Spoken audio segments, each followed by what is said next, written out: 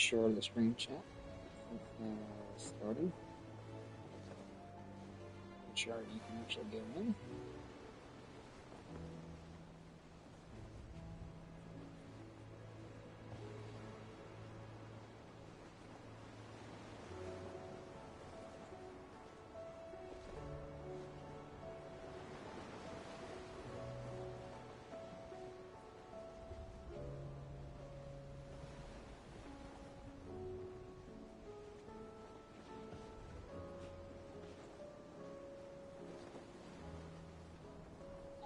Alrighty. Okay, now everything's set up. Welcome back to the channel, and today I'm going to try to end Ultimate's reign once and for all, so let's get right into it. Still alive, I see. Something tells me that eyesore on the horizon is your doing. How'd you manage that? It's a long story. One that I'd rather only tell once. Right. All hands on deck, then.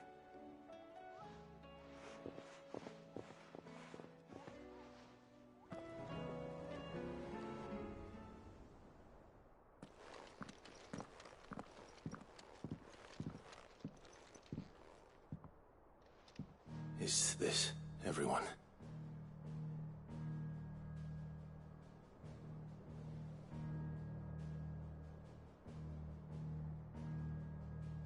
As I'm sure you've all guessed, the crystal which now commands the eastern skies was summoned by Ultima.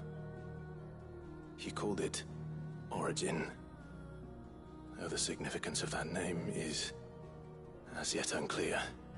What does it matter what it's called? Its emergence tore Twinside asunder, and wiped my homeland from the map.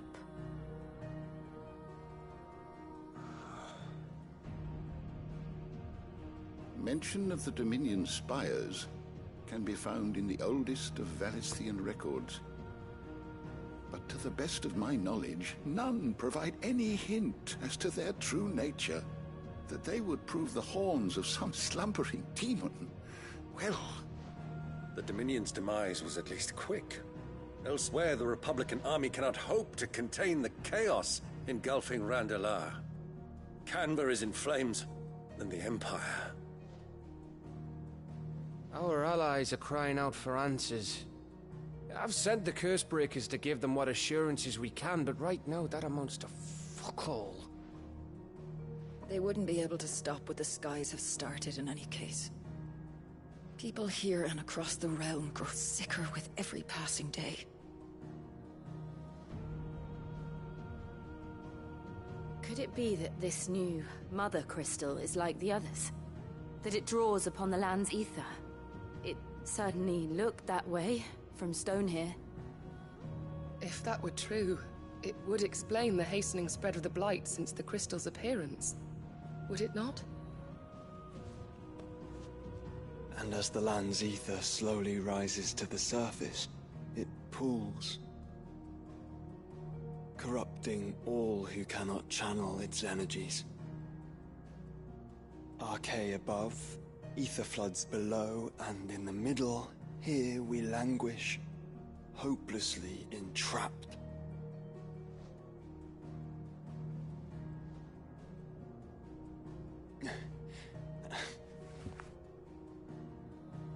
It's all right. When we faced him at Stone here, Ultima told us his true power quickens in the halls of Origin. Needless to say, we cannot allow that to continue. If we are to stop him, we will have to find a way into the crystal. How are we going to manage that then? It's up in the sky. And fast as she is, the Enterprise can't fly.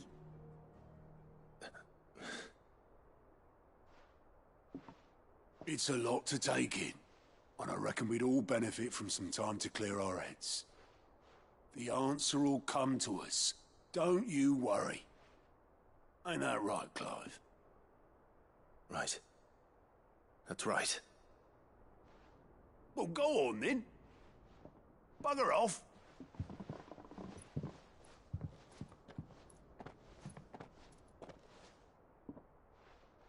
Same goes for you, Clive. You won't solve anything like this. Trust me. Go and get some fresh air, eh?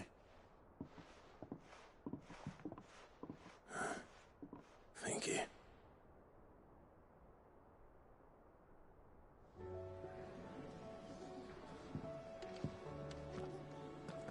Joshua seemed upset.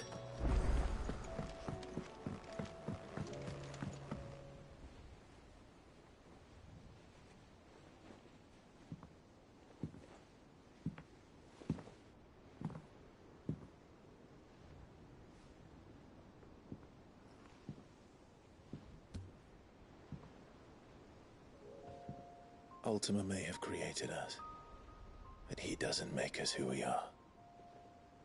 Only we can do that.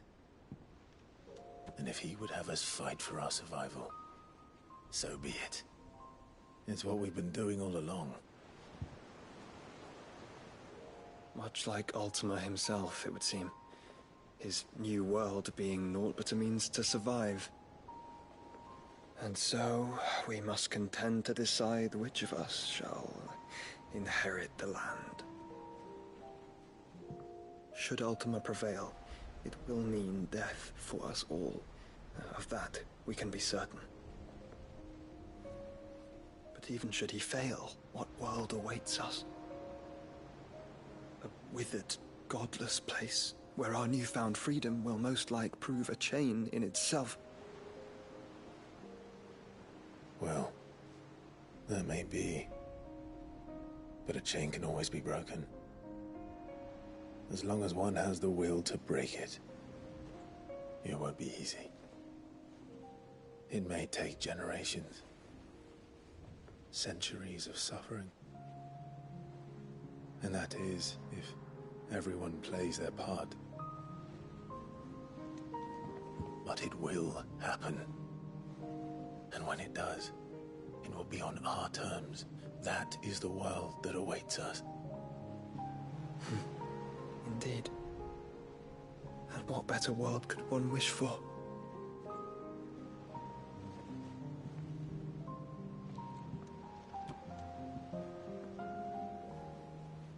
But first, we have to reach that crystal. Then it's a good thing I have wings. You can barely stand, let alone fly. And only the Founder knows what horrors await in those skies. You certain about this? Am I certain? I am the Phoenix. I will do what I must. This is our fight. Remember?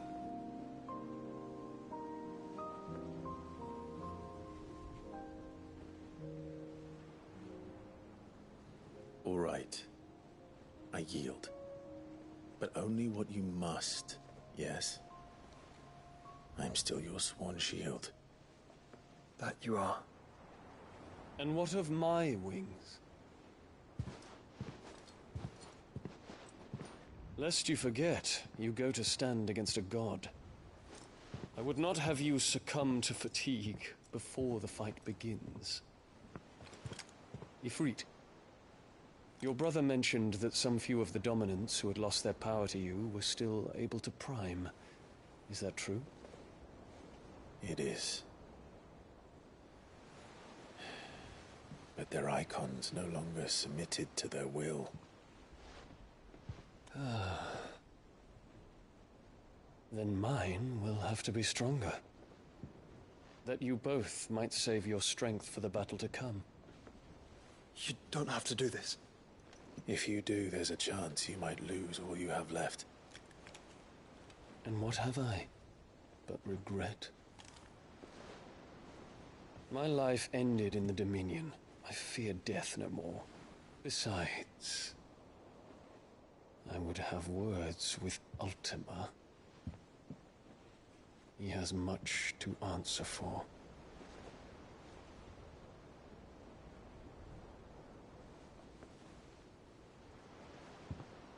We are in your debt, Dion.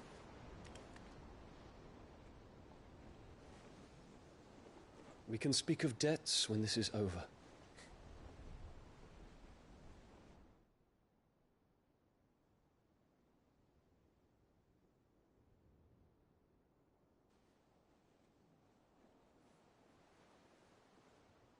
He speaks like a man who knows he's not coming back. And has come to terms with that. That doesn't mean that we have to, does it, Clive? Time to talk to Jill. Checking to see if there's any side quests real quick. No. Okay. Let's get back to Hope it. she understands.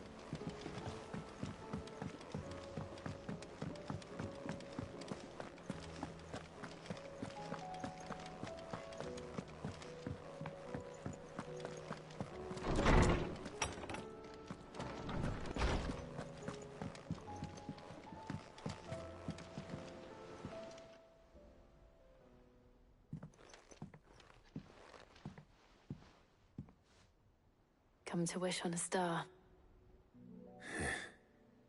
That might not be such a bad idea. This is it, Jill. You know what I have to do. Why I have to do it. There's no turning back now. This is where our journey was leading us. Where it will end, for better or worse. I could pray to Metia for you. But you'll be all right, won't you, Clive? You always are. I did promise we'd watch the moon together.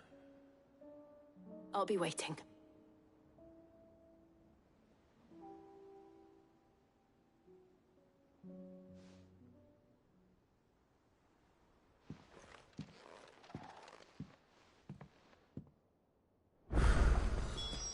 It's almost time. I'm gonna make sure I haven't forgotten anything.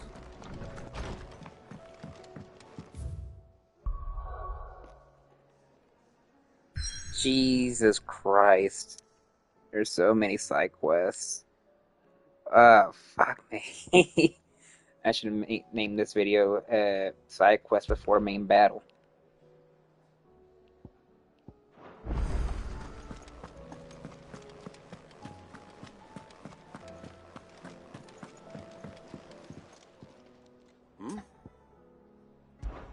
Clive, my boy! Rutherford informs me that we owe you our thanks. Hadn't intended for you to get involved, but such are the times we live in, huh? I would have done the same for anyone else. You're far too modest, Clive. You'd make a terrible nobleman. But tell me, is the realm truly in as dire a state as Rutherford suggests? From what little I saw, you were right to be worried. I suppose I should have expected the worst. But I was rather hoping the great and good of the realm might have things a little more under control. Alas, it seems that firm leadership is in short supply these days, and without it, the people are bound to lose their way. We must move quickly. But where do we start? True, the challenges that face us are many. But in my estimation, there are two key areas to be addressed before any other. The realm's armies and her larders. As you've seen firsthand, it's every man and woman for themselves out there. Certain cities have banded together to try and maintain some semblance of order, yes, but such cases are few and far between. And yet, the only remedy for the chaos that faces us is unity. A unity that transcends even the borders laid down by our ancestors. In short, if Storm does not stand together, she will fall apart. But how would one even begin to unite the realm? The armies, my boy. As I told you already, we begin by restoring order among the ranks of those sworn to maintain it. Sadly, I doubt I could convince even the lowliest gaggle of privates to dig a latrine together. But I do know someone the High Commanders have been known to listen to on occasion. Field Marshal Eugen Havel. I thought he was retired. He was, until an Akashic army tore through Randalar and killed most of the rank and file. There is no man alive more capable. Literally. And as luck would have it, I've already spoken with him on the matter. Of course you have. And he's agreed to help. On one condition. That he first speaks with you personally. Havel has always been a man of frustratingly rigid principle, and he has certain qualms about clasping arms with, well, with an outlaw. I extolled your many virtues as best I could, of course, but the old goat was adamant that he be allowed to appraise you in person. You don't mind, do you, my boy? Of course not. As long as chaos reigns, we will never build a better world. I'll do whatever it takes. And if the Field Marshal wishes to speak with me in person, then so be it. That's the spirit. I'll leave for Randalar at once. Would you send a Stolas? Of course. Rutherford is already in the Dalmekian capital. I'll have him tell Havel to expect you forthwith. Excellent. Thank you, Uncle. No, thank you, Clive.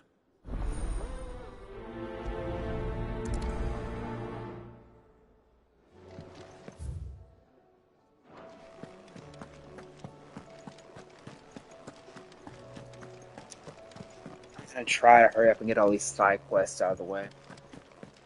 At least most of them, because I don't know if I complete the main story, I will not be able to do all the side quests. What is it this time, Torgal?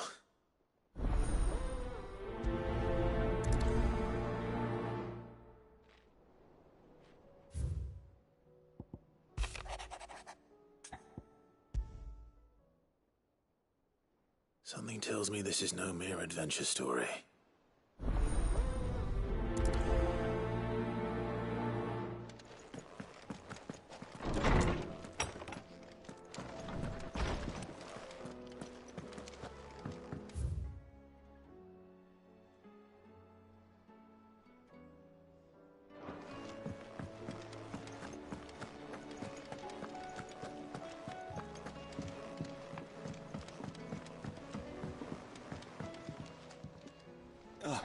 Clive. Joshua, what's wrong? And don't say nothing. It's... not nothing. I've received word from Cyril. The Undying have found Father's will. Or something akin to it. His will? How and where? In the crypt beneath Rosalith Castle. After Kupka was kind enough to drive out the Imperials, the Undying took the opportunity to recover what relics of the Duchy yet remained. And in the process of doing so, they found a letter from Father. I'm surprised anything survived down there. Cyril asked that I join him in Tabor at my convenience. I have been meaning to go, but... would you join me? Of course. I want to know what's in that letter as much as you do. Very well. I am ready to leave when you are.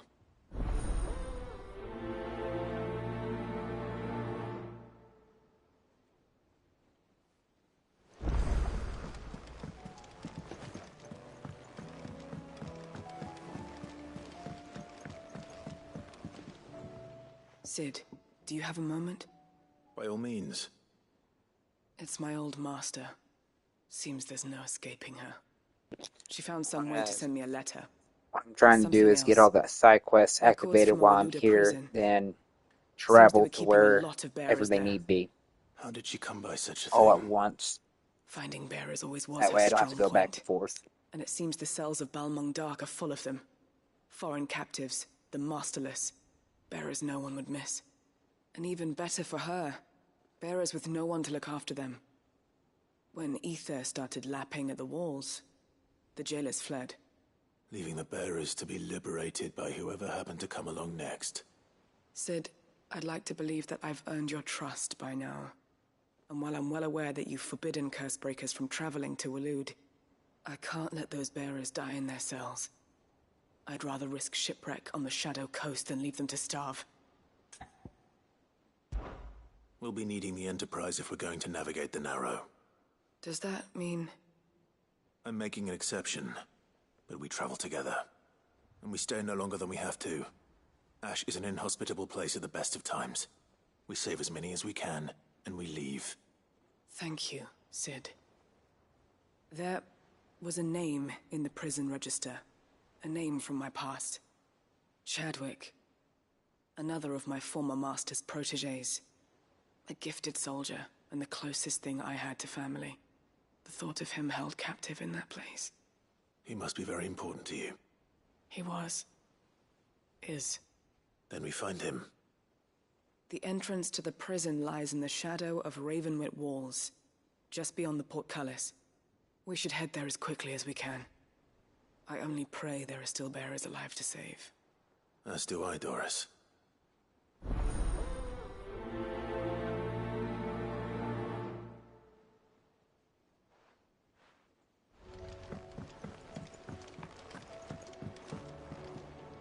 Sid, I was wondering if you could help me. It depends. A bearer, but recently freed from his bonds, is keen to join the Curse Breakers. As you know, the work we do is not easy, which is why we test every volunteer's suitability. I was hoping you could oversee this one's evaluation. I don't mind, but why this one? Because he wants to be a scout. Our ranks are filled with men and women capable of breaking chains and putting slavers to the sword. But scouting?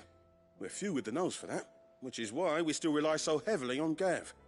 And since he accompanies you on so many of your missions, I thought you might be better placed to recognize the traits in him that we should look for in those who'd fill his boots. Sounds reasonable. So you're happy to oversee the boys' test, then? One can never have too many scouts. Truer words, Sid. I'll let the initiate know that you'll be attending his trial, and that he is to proceed directly to Northreach in readiness. No time like the present, eh? No time like the present. I'll await you there.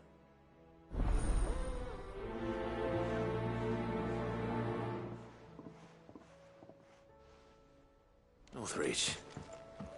I don't suppose they could have chosen somewhere closer. Vivian, I read your note, and I'd be happy to help you find the book you're looking for. Thank you, Clive. But tracking it down will not be easy. Are you sure? Please. You have always granted me your wisdom and insight whenever I asked. It's only right that I return the favor. Or at least attempt to. You are too kind. Alas, what I ask of you is rather more trying than delivering the odd lecture. I spoke with Harpocrates to see if he had any inkling as to where another copy might be found, but... But perhaps it is best that you hear the details from him. If you say so. Forgive me, Clive, for asking this of you. But this book, it set me on the path to becoming who I am today. Its importance cannot be overstated.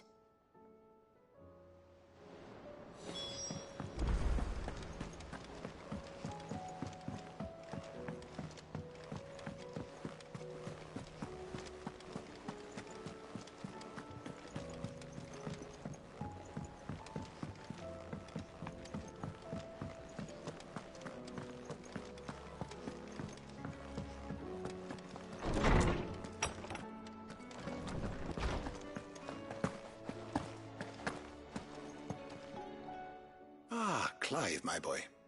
What a pleasure it is to see you. Harpocrates. There's something I need to ask you. I've been charged with locating a book called From a Distance. Then you seek a rare gem indeed. One whose name I had not thought to hear from your lips. You've been talking to Vivian. Right as always. But she didn't seem keen to tell me very much. I take it she didn't like what you had to say. And yet I gather it did naught to dissuade her. Clive, if the young professor has tasked you with obtaining a copy, I fear she asks the impossible. The executors would not allow it. The executors? Coveters of Secrets. A clandestine organization committed to the collection and intenebration of forbidden texts and technologies. One such text being the tome Vivian seeks, chronicling as it does the true history of the enslavement of bearers. A tale which could overturn the established order were it ever to become widely known. Or, so rumor has it. I've never actually read the thing, or even set eyes on it for that matter. How is it that I haven't heard of this organization? Why, secrecy is the Executor's watchword. They lurk in the shadows, emerging only to seize that which must be seized, be it books, inventions, or people, before disappearing again, leaving nary a trace. Which would explain why Vivian's copy was snatched from her grasp not long after she found it. By the hand of the Executors, yes. But what drives them? Self-interest And these executors almost sound like the ideology? Illuminati. Fine Or the question. government where they want to do the hush Exactly. money. All that Or is killing known off of the people. Executors can be recounted in a single breath. You may just as soon ask me of their origins, numbers, or the identities of their leaders. Any answer I give would be pure speculation. Then my hunt was doomed from the first. What was Vivian expecting? That I'd pluck it from thin air? Not from thin air, no. From ash. Rumors of the Executors are rife among the scholars of Storm, but rather less so across the Strait. I have a friend. Well, I had a friend in the village of Garnick, a collector of rare tomes, upon which subject we would oft correspond. Alas, I have heard naught from him since the skies fell dark. And no doubt he too has turned.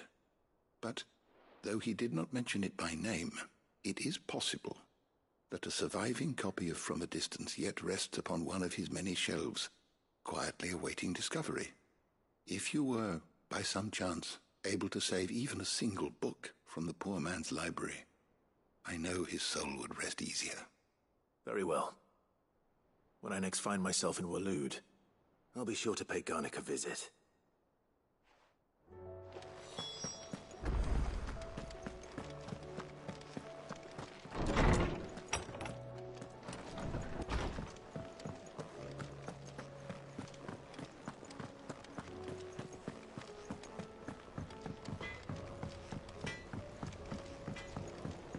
Say what you will, Lady Karen seemed...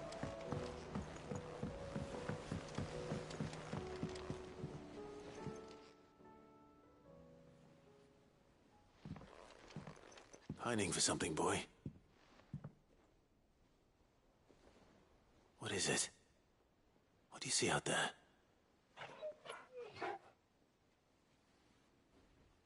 I never did ask where you got that anklet of yours. From Sid, that's why. On the day he brought him home. That long ago? And you're only thinking to ask this now? Sid saw that the pup had a habit of gnawing on his leg, since you ask. Clap that there iron on him to keep him from doing it. What was wrong, boy? I'll take like as not. Must have been hard on the poor whelp losing his loving masters at such a young age. Doubly hard in being a frost wolf, torn away from his icons and all. Sid would always tell him, you want that iron gone, you find what it is you're looking for. I reckon what he were looking for was you. I'm sorry, Torgal. Sorry for making you wait so long. Let's get that thing off you.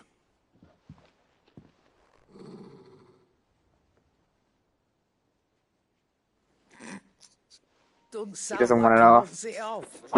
Indeed. You miss Sid as much as the rest of us, don't you?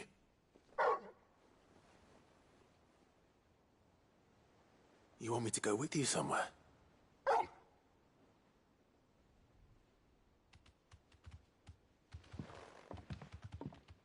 Quick, aren't you? Glad you've been paying attention. Not nearly as much as you have, Lady Karen. Aye, good thing and all. It's not like Gav would have kept him in nuts and rubbed his belly these past 10 summers. Your kindness is appreciated. You've been a good friend to him. Only because he doesn't talk back like the rest of you. Go on now.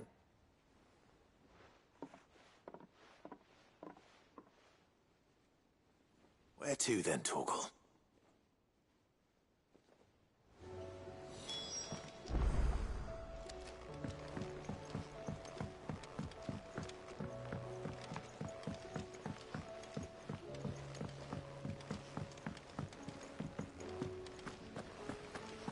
What do you think happened to Miss Mid?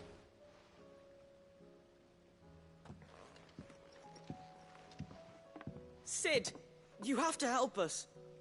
With what? You didn't take apart another of Mid's contraptions, did you? No. Well, yes. But that's not what we want to talk to you about.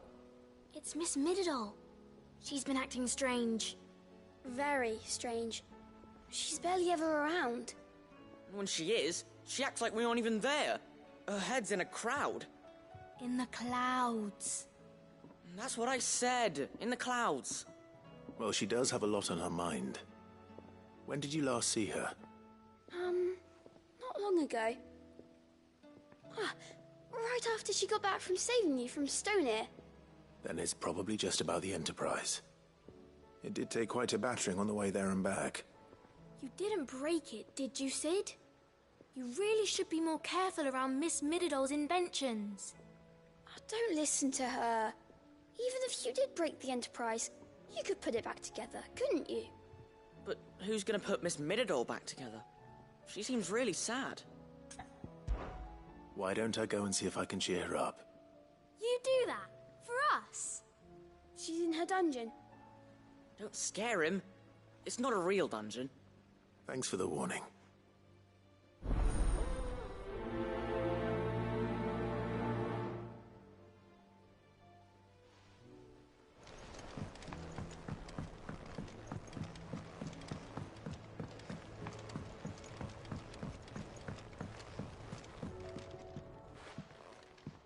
Mid, if you have a...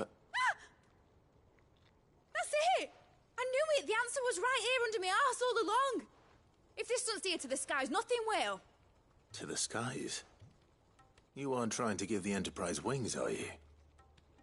What else would I be doing? The children seem to think you're avoiding them. They're worried about you. Is this really so important that you need to shut yourself away from everyone? The Enterprise is already the fastest ship in the realm, and that's with the sea beneath her.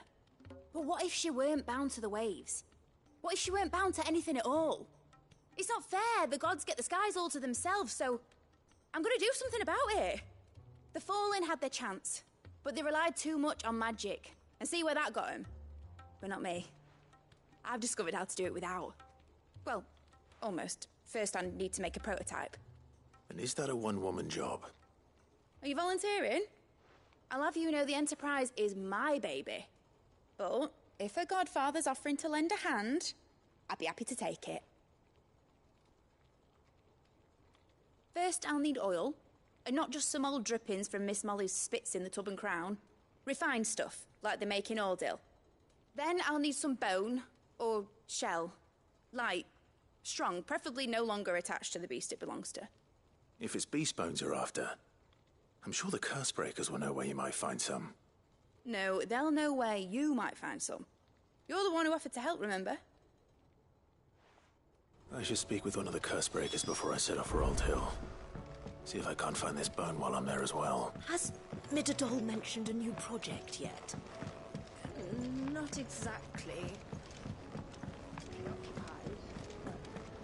I will not let them be forgotten.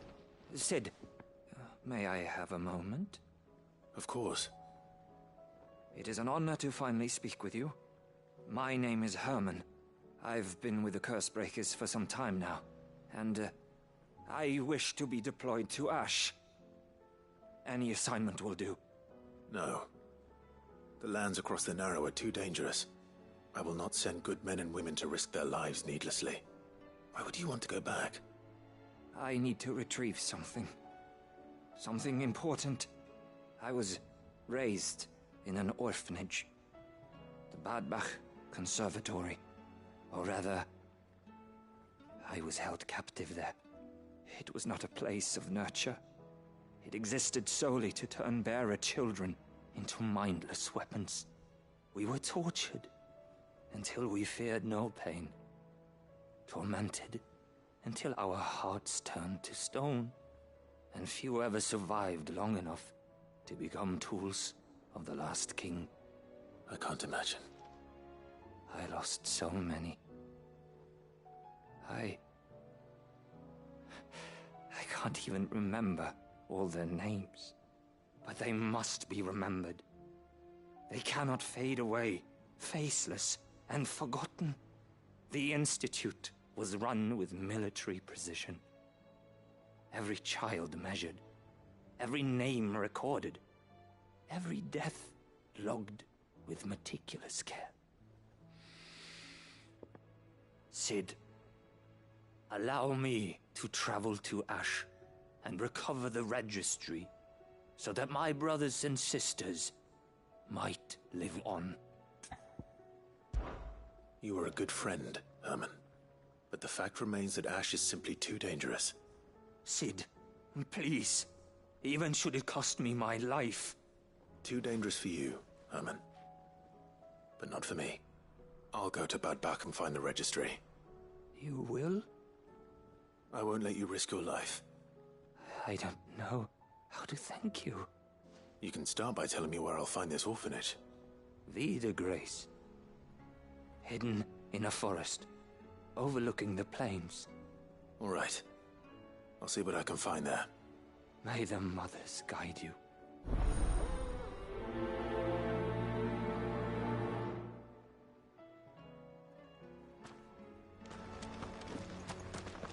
Okay, what's the last of the side quest I need to do here? And we'll travel to whatever I decide to travel to.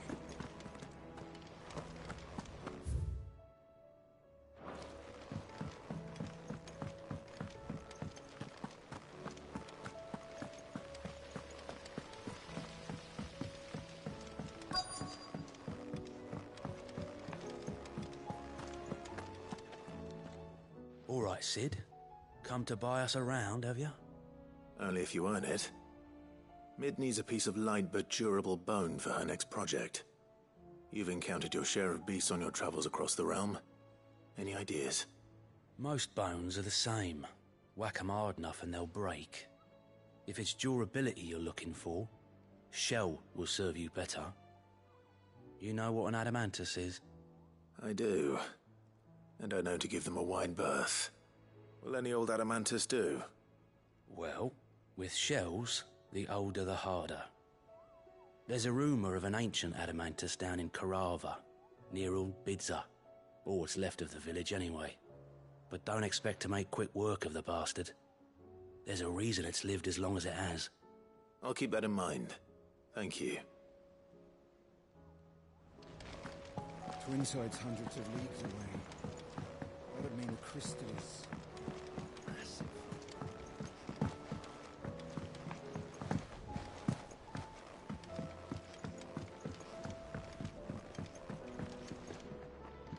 All right, Torgal. Where are you taking me? I'm going to need a little bit more than that, boy. Do you have a better hint for me? Unless you've already given me one. Back on the rear deck, you were looking west, toward Rosaria.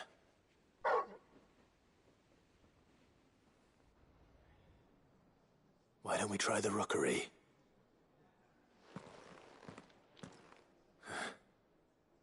I haven't been to the island in almost 20 years. To Port Isolde, then.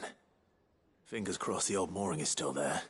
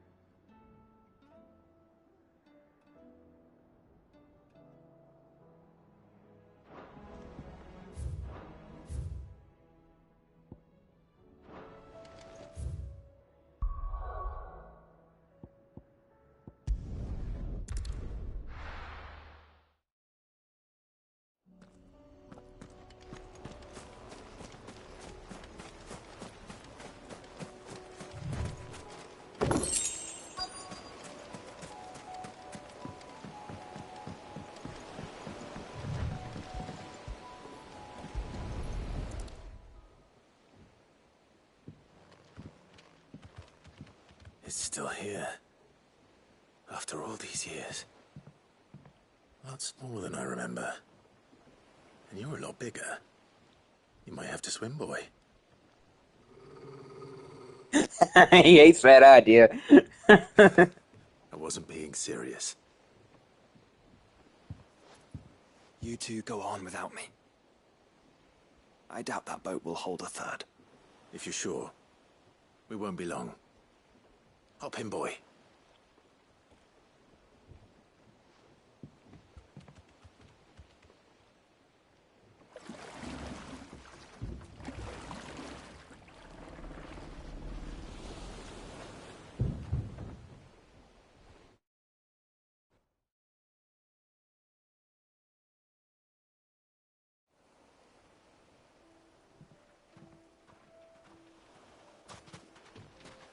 This place hasn't changed at all. The rookery's right through those trees. Come on. Race you there? I bet I could still beat you.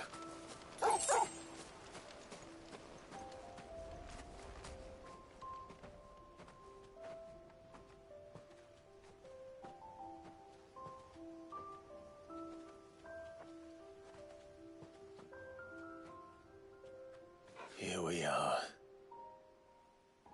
This was our hideaway. Wasn't it, Torgal?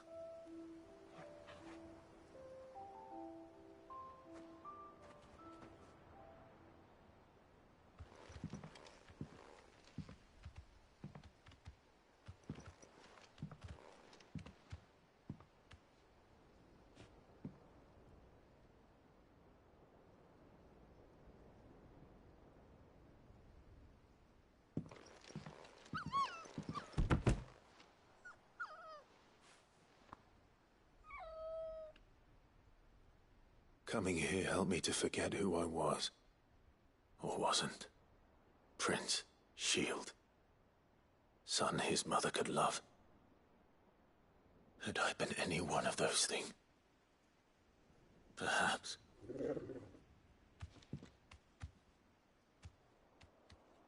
What is it, boy?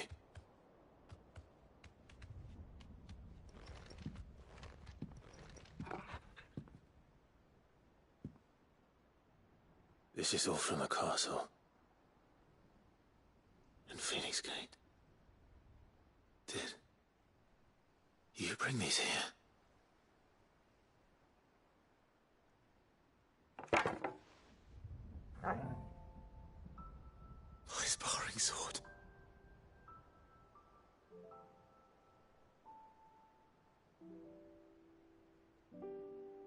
Well, well. You never stopped looking for me, did you, boy?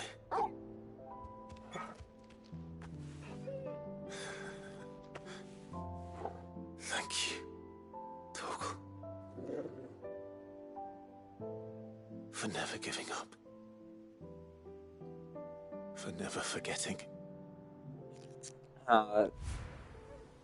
That's too sweet.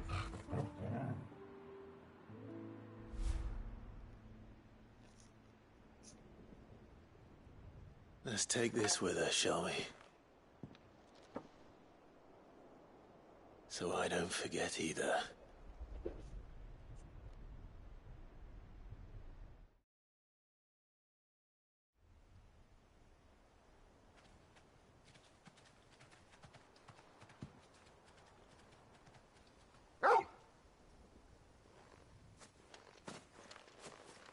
That's not the way back to the boat, Torgal. All right. I'm coming. I think I know where we're going. Before any further, I believe I need to give pets. Fetch!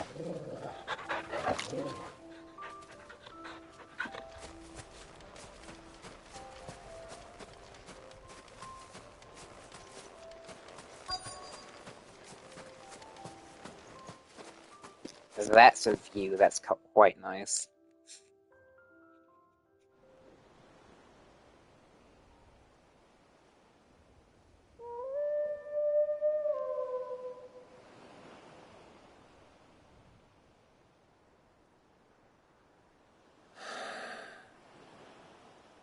People always talk about the importance of putting the past behind you. But without it, we wouldn't be who we are today. And we certainly couldn't steer our way to a better tomorrow. Come on, Torgal. Let's go home.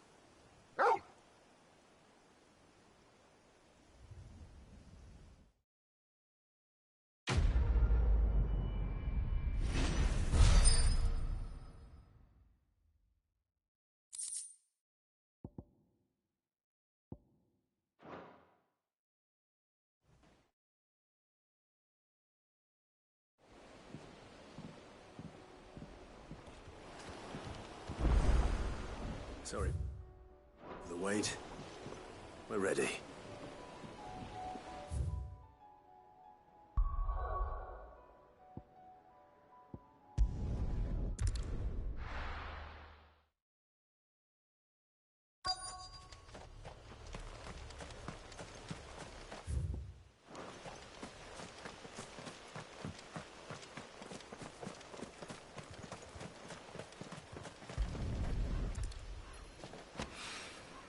It's well. After what happened here.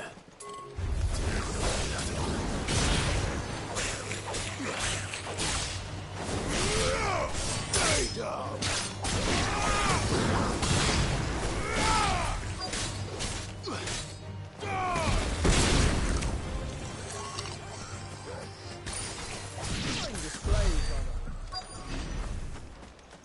Looks like there's still some here to be searched.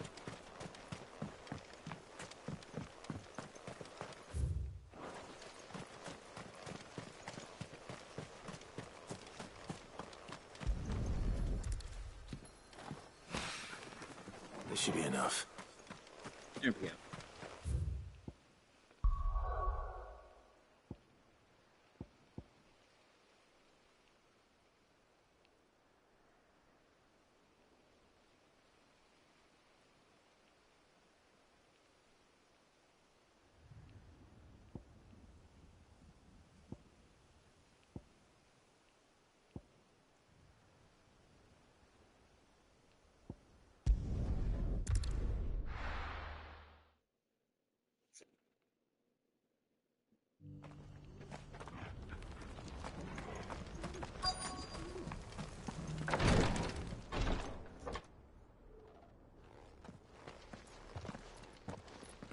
Your Grace, my lord, I trust your journey was not overly onerous.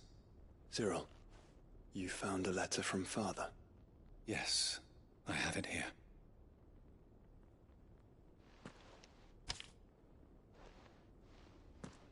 If you would do us the honor, my lord.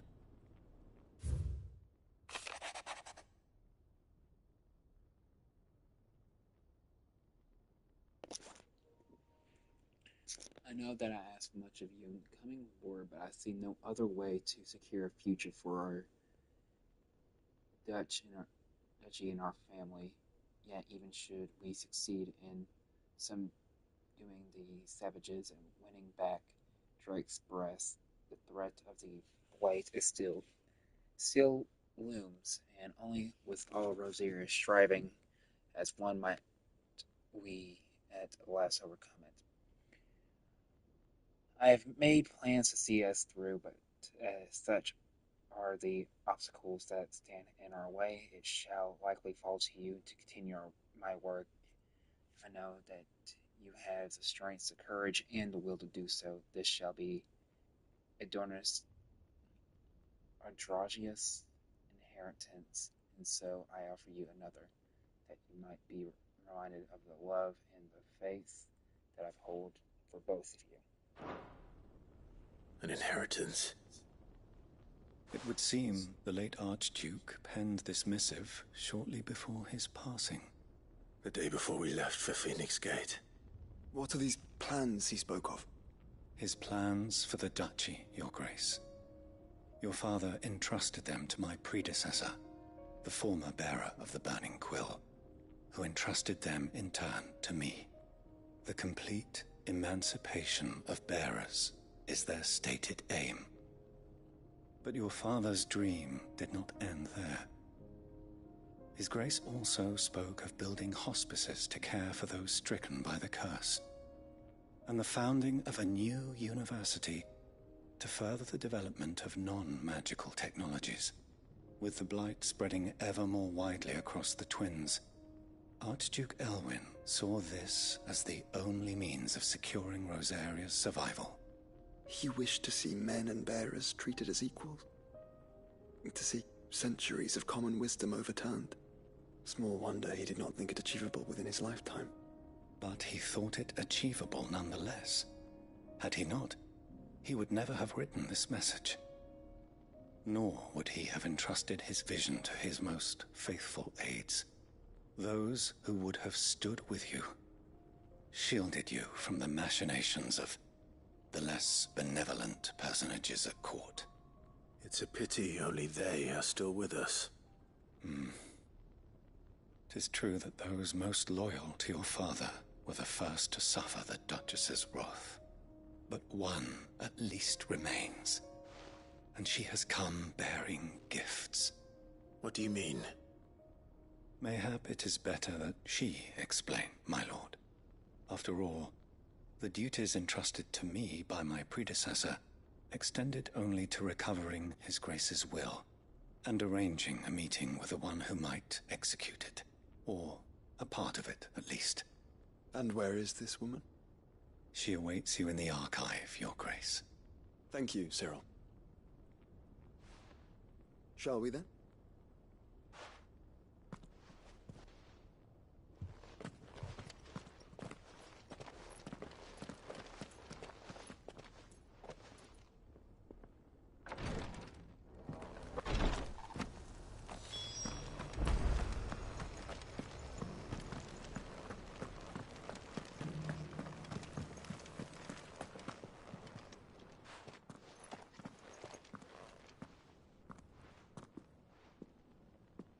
My lord, your grace.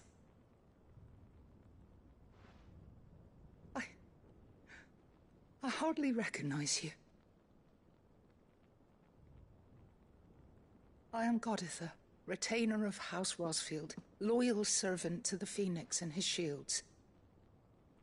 Your father, the Archduke Elwyn, entrusted me with the delivery of a gift.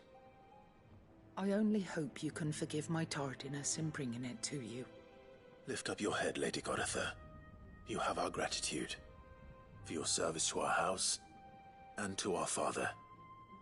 I merely did my duty, as any proud Rosarian would. My lady, perhaps you could explain a little more? What exactly is the gift you bring? As I'm sure you know, it has long been the custom for the children of House Rosfield to be presented with certain keepsakes upon their coming of age. Indeed it has. Our father often spoke of the day when our turn would come. And had he lived to see it, he would have presented you with the treasures I bear. Matching armbands for you both. Alas, he did not live. Indeed, he was taken from us even before they could be completed. He had intended to claim the Heartstone with which each armband was to be finished himself, but it was not to be. And his gifts remain incomplete. I see.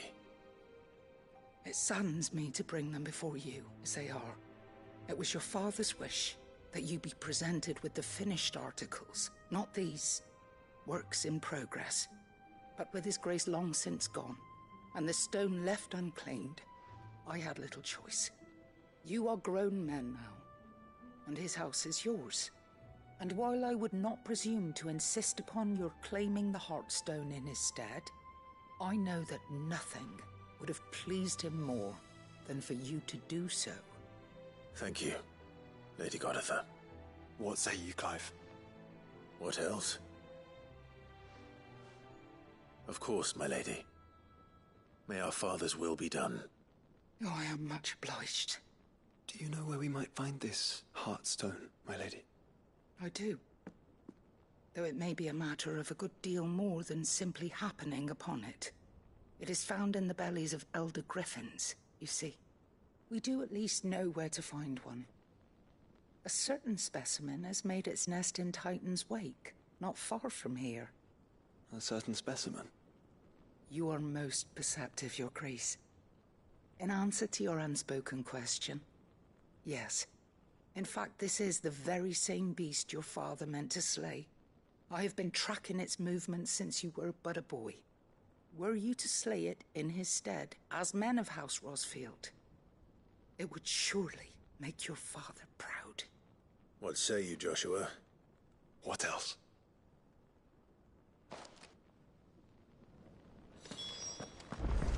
Titan's Wake is to the south of here. But we must not be hasty. The good lady has been disappointed once already.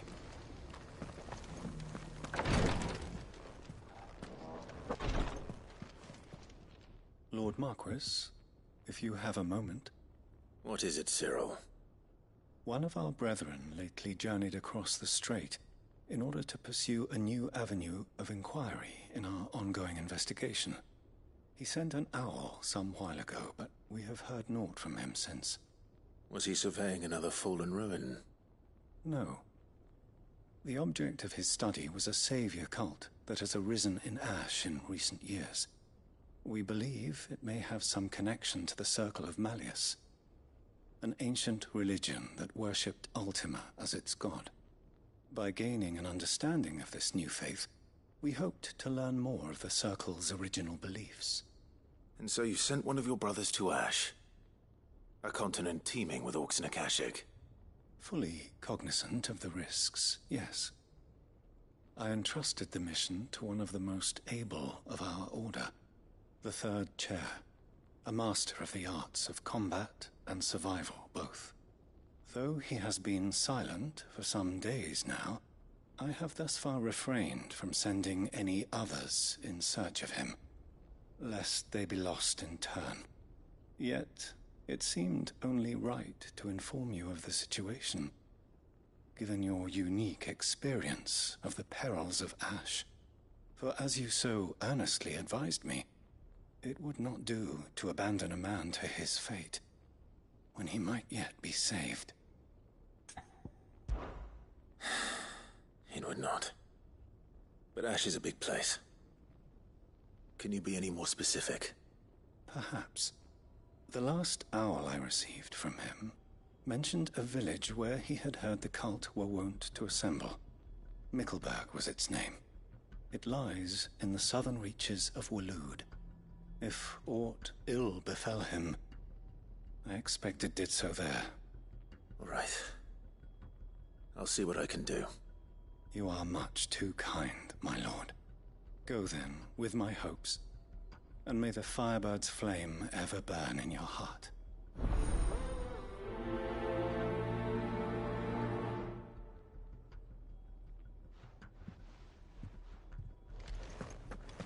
If this new faith really is an offshoot of the Circle of Malleus, then...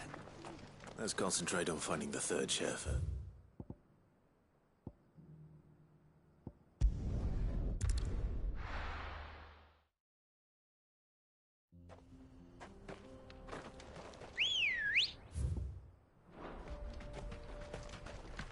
Let's go. Run like the wind.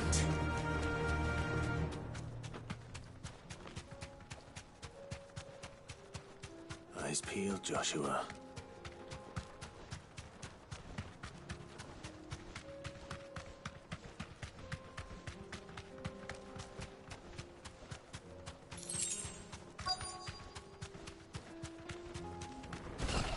There it is. For House Rosfield.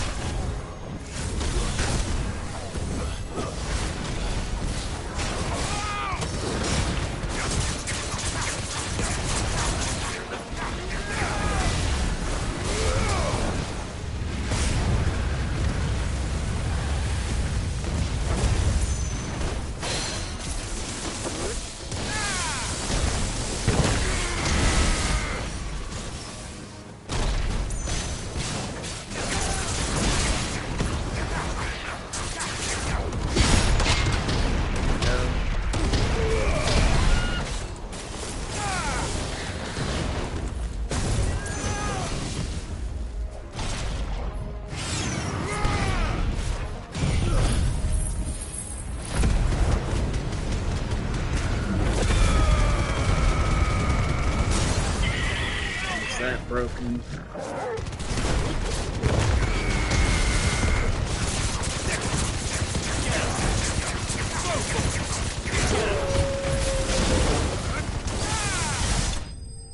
There we go, there's one down.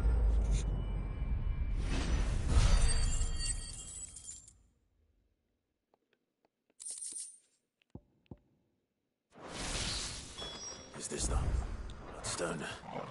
I expect Lady Goditha will know.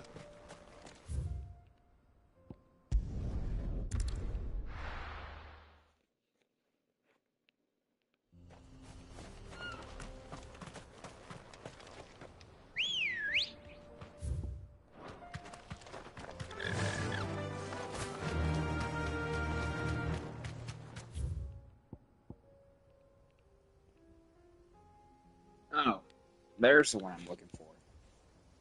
Man, there's so many side quests.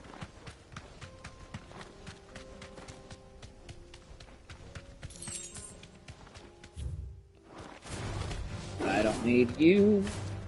Get away, get away, get away. Carava, if you were a tortoise talker, where would you hide? Right here. Stones, where else will they hide?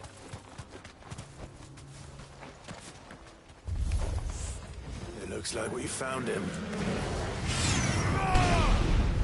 Soil!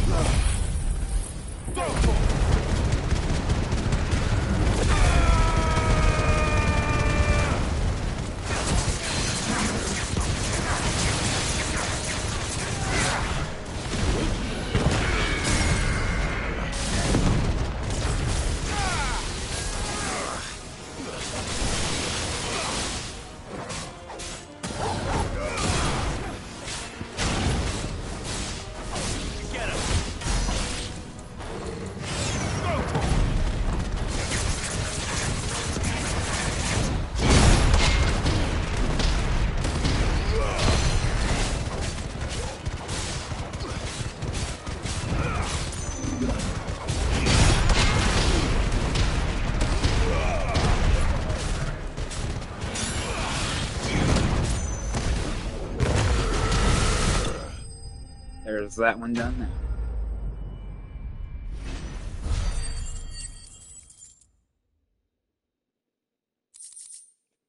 I better get these materials to Mid so she can finish her process.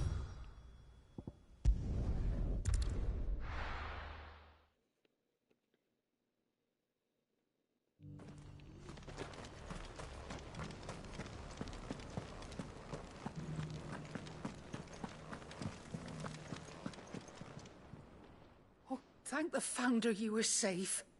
The Griffin is slain then? And the Heartstone claimed.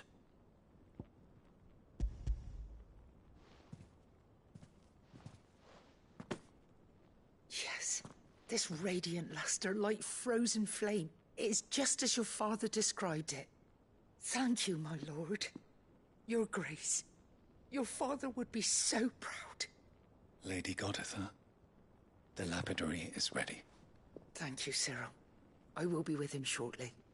If you would excuse me, I shall have the stone cut and set forthwith.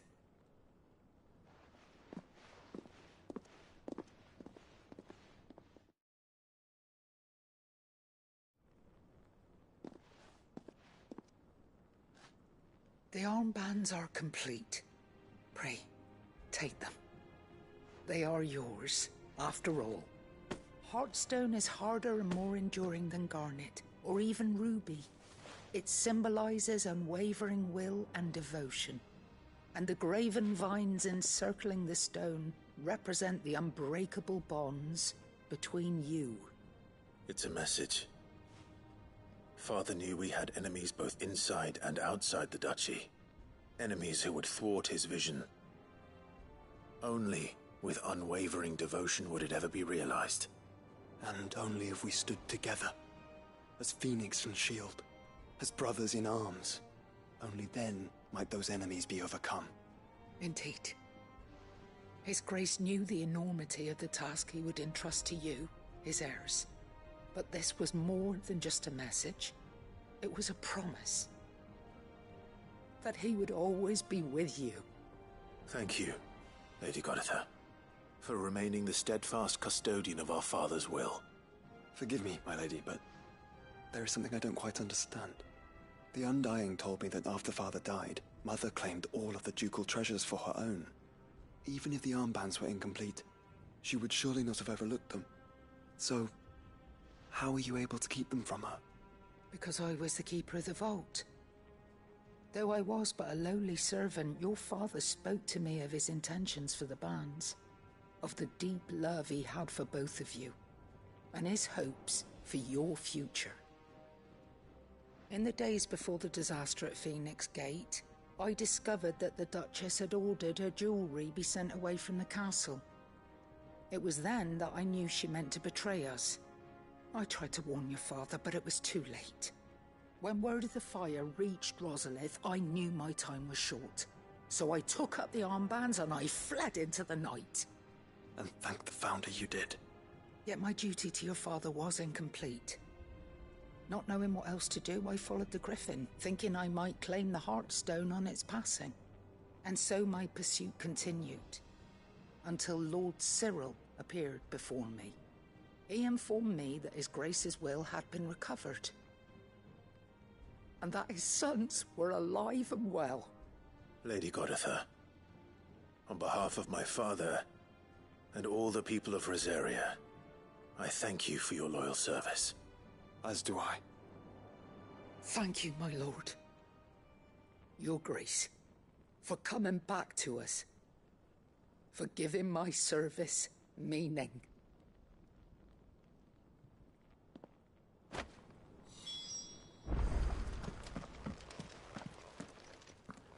The bands suit you well. It must be gratifying to finally receive the inheritance that was denied you for so long. It is. And we thank you for the part you played, Cyril. If you would permit me to play my part a little longer, might I suggest that you make your way to your father's memorial atop Hawk's Cry Cliff? Let him see that you have received his blessing, and that his vision lives on in you. I suppose it would be churlish not to. What do you say, Clive? Shall we pay Father a visit? I think we should. I was hoping to be able to offer him my thanks before we left for Origin. Your father's helm is enshrined there. It has been since the day we recovered it from Phoenix Gate. I prithee claim it, for it too is a part of your inheritance, and I do not doubt that your father would prefer it in your hands than perched upon some lonely rock. Thank you, Cyril.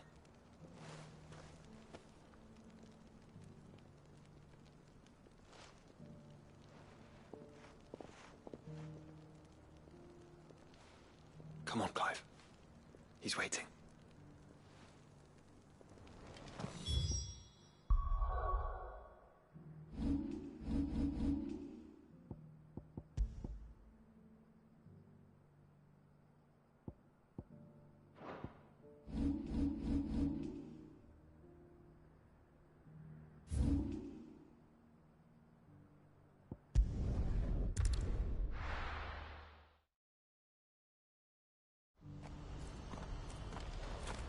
Do you see that too?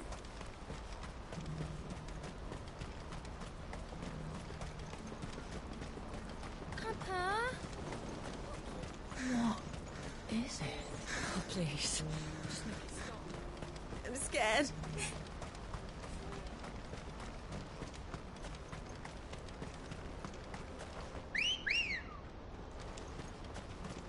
Ready, girl? Yeah!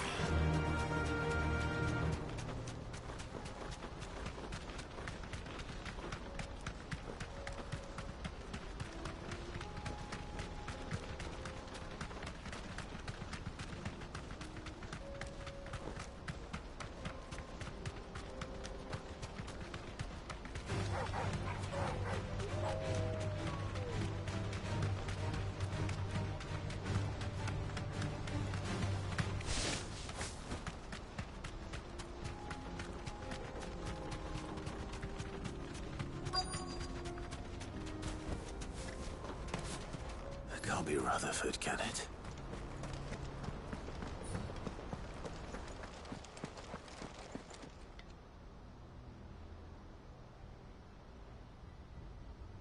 Turncoats and cowards, the lot of you! If it's a fight you want, it's a fight you shall have! Allow me. I don't need your... Please, Field Marshal. Oblige him. This won't take long. You're right. It won't. Man, For me to kick your asses. finish him. I'll be finishing you.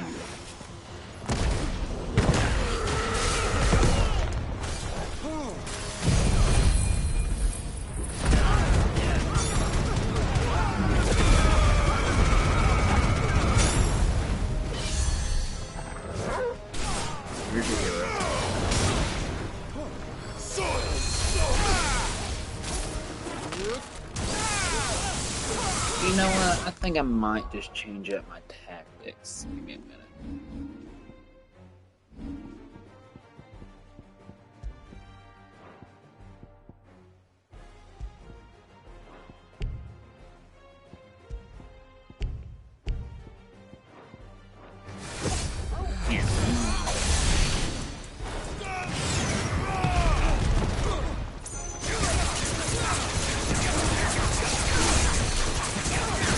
Okay, who's the healer and where is it? There's one.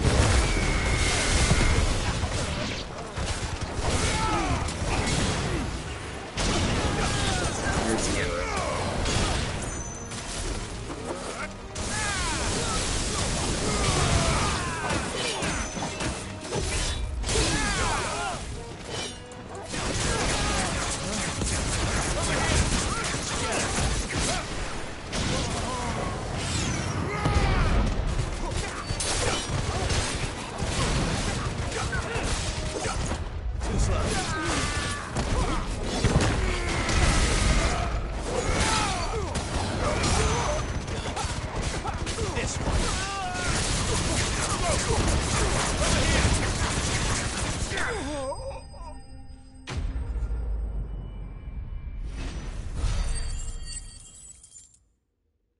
Yeah, I might just stick to the other side, just rework it a little bit. A little longer than I'd have liked. Same.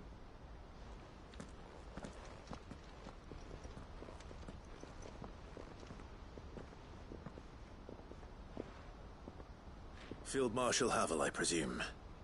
Are either of you injured? No, my lord. You arrived just as our escort turned on us. Fucking traitors. I'd heard reports of soldiers in the outlying regions abandoning the oaths they swore. But I hadn't thought the corruption had reached so close to the heart of the Republic. It's a fucking disgrace. Your interfering old bastard of an uncle tried to warn me, of course. My lord Marquis. Or is Sid the Outlaw more to your liking? Call me what you want. It doesn't change who I am, or the urgency of the message I bring. My uncle has a plan to right the realm, and he needs your help to see it through. Before I agree to anything, I'd have you answer one question.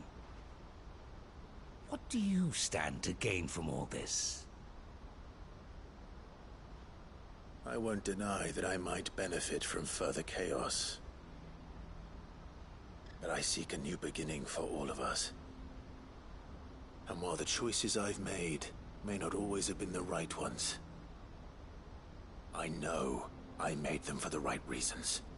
For so long, so many of us have been told how we could live, how we could die, when it should have been our decision all along.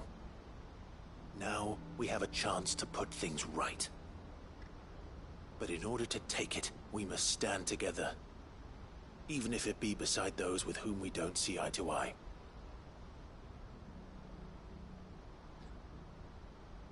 Certainly not the words I expected from an outlaw. But perhaps your uncle was right. You are no ordinary outlaw. I'll never hear the end of this. All right. I'll start by ordering my most trusted guard to bring the Dhalmekian fringes under control. Next, I'll make contact with my counterparts in the Imperial Army and see if I can't convince them to try and restore order in their own territory. Thank you, Field Marshal. But they are not the only ones we will need to convince. What do you mean? I don't doubt that I can bully some sense into a few generals, but those they answer to require a different kind of persuasion. And when it comes to honeyed words, well, we will need an envoy. One who can court even the most stubborn of statesmen. You, perhaps? I'm flattered. But I'm no diplomat either. And I have other problems to attend to. What we need is a skilled arbitrator. And I may know just the person. Is that so? And would he happen to be an outlaw too? Of a different kind, perhaps. Well, beggars can't be choosers. I suppose we'll all have to find a little of the outlaw in ourselves if we're to make it through this. Very well. Send your man to me right away. I shall.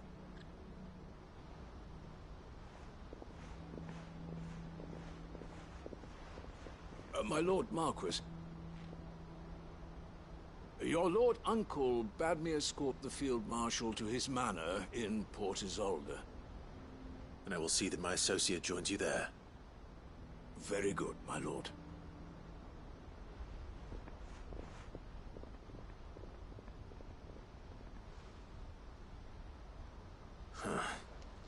An envoy.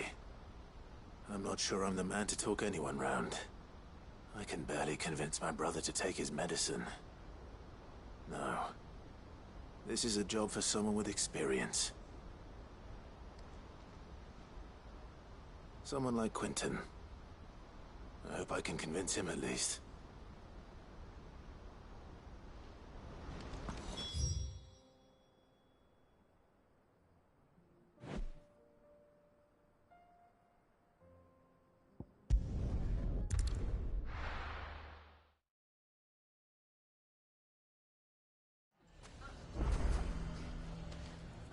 Why the hell would Victor take the bearer's side?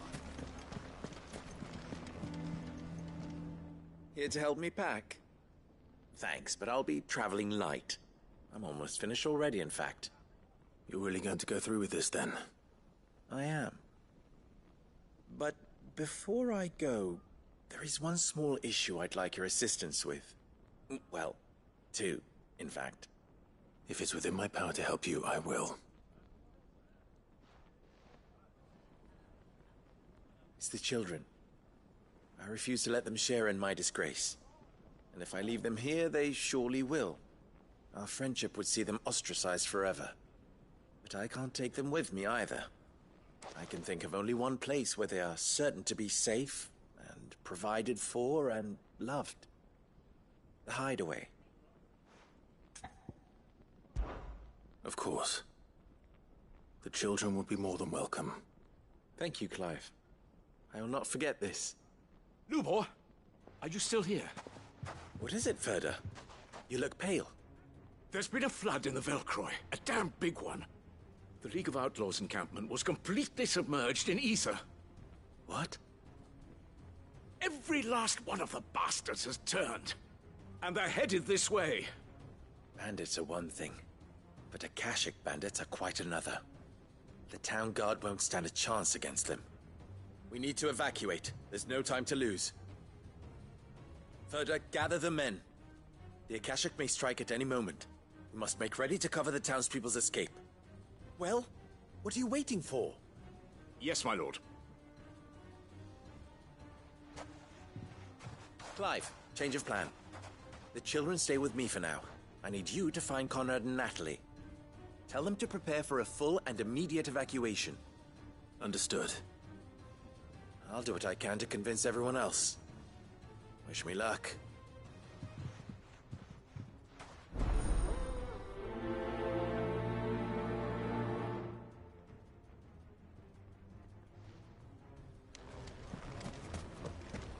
What's an To listen to me. They're coming. You need to Why do they always have to make such a fuss outside? Ah, it's you. What do you want, Lord Underhill? To pass on an important message. There's been an ether flood out in the Velcroy. The camp where the so-called League of Outlaws were gathering has been swallowed. They're no longer just bandits. They're Akashic now, and they could be here at any moment. You need to begin preparing for a full-scale evacuation right away. Oh, do we? And who was it who gave you this disturbing news, might I ask? Lubor, perhaps? The man spreading the same poison out in the square as we speak. You may believe his lies, my lord, but we know better. But why would he lie about something like this? Some twisted attempt at revenge, perhaps. If he had not been unmasked, he may well have been elected our leader. A great honor for one of his kind.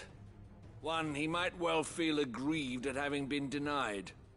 Lord Underhill, forgive me, but it has become all too evident where your sympathies lie. Lubor cannot be trusted. I hate these people. and They're neither, such dumbasses. therefore, Because can you. they're fascist. You may not trust me. Not fascist. But for the sake of your people, ask yourselves. Shit. Anywho, if there is any classism. chance that this That's is what true. it is. There isn't. You can be certain of that. Now be off with you. You're making a mistake. Let them die. They'll learn their mistake. If our words will not move them, then we must find another way to help save the town. Right. Let's speak to Lord Further. Your place, bearer.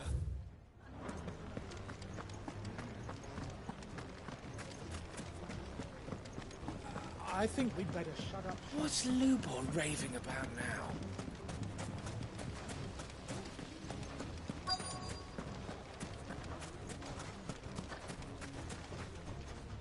Lord Further. Sid, what's wrong? I went to warn Conrad and Natalie about the Akashic, but they wouldn't listen.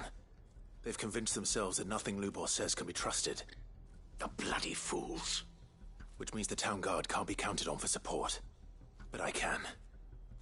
If there's anything I can do to help you defend Dalamil, you only have to ask. I appreciate it. Sid! Further! I've been looking for you everywhere. Victor? I thought you'd left. I couldn't abandon a friend in need. And Blue Boy is in need at this very moment. Come quickly.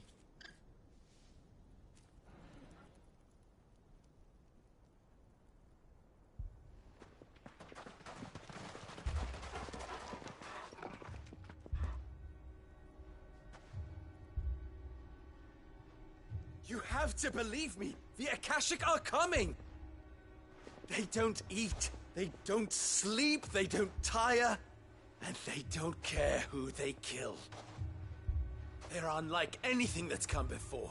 There won't be no parley, no mercy granted!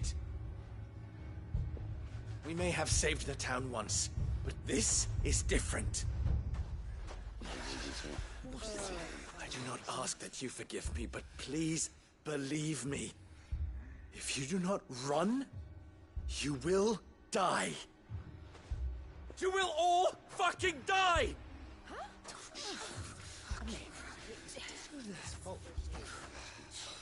You'd like that, wouldn't you, bearer?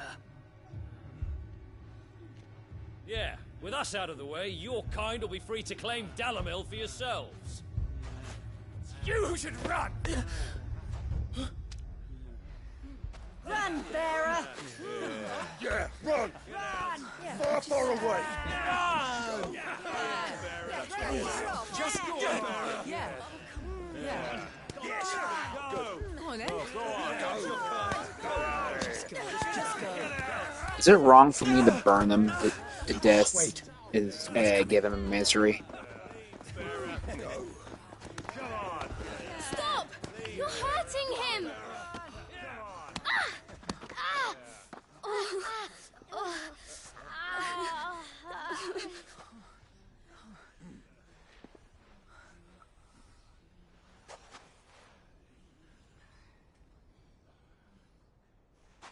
What did Lubor ever do to you? He solves all your stupid problems, and he keeps all of you safe. You know there's nothing he wouldn't do for this town. Who was it who made that cleaver you use every day, Conrad? And what about your counting table, Natalie? Who fixed that? Whose men make sure the streets are clean so all your boots don't get dirty? Who spends all day, every day making sure things run smoothly around here? And none of you ever say thank you. Ever. But did Lubor ever complain? Well, does he ever stop smiling? He keeps this whole place going. And you act like it doesn't even exist!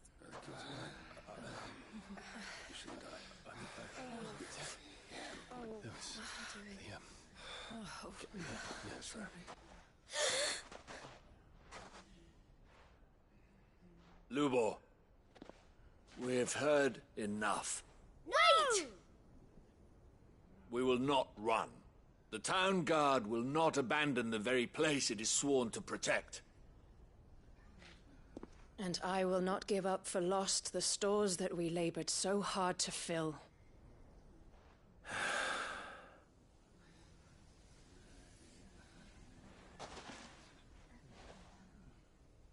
So tell us, how do you propose we deal with these Akashic of yours?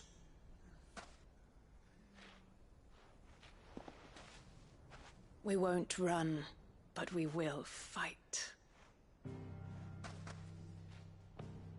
All right, then.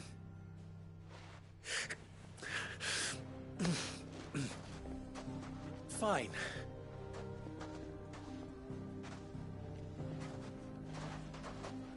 Gather round if you don't want to die. Let's go on, kids.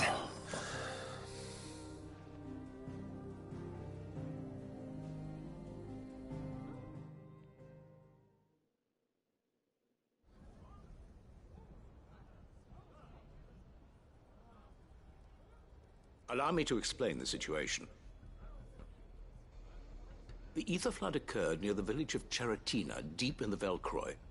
The place had been abandoned for years, until the League of Outlaws decided to make it their base of operations.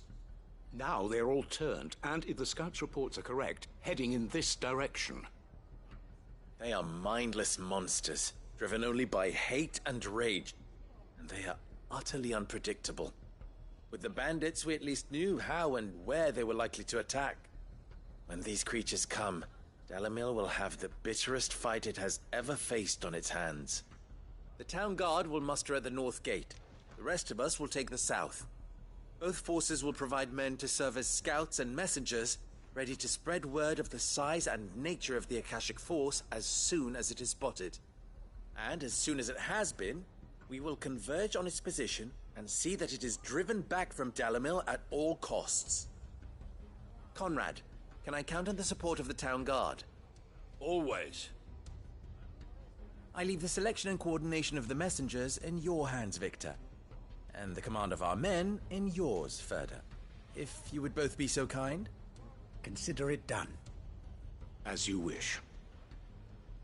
Natalie, I would ask that you and your people have the townsfolk barricade themselves inside the bathhouse.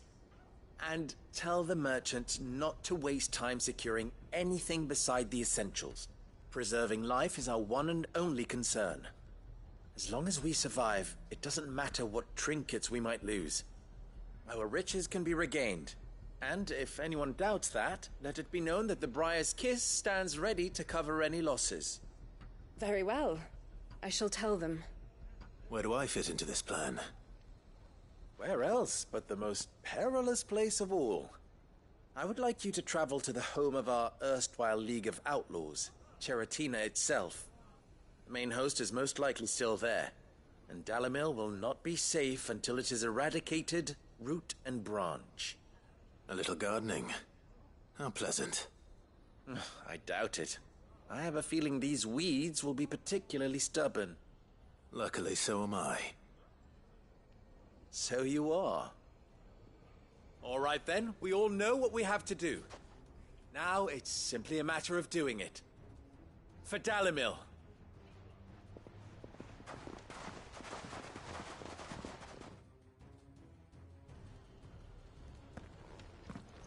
Looks like everyone's ready. I'd better not keep them waiting.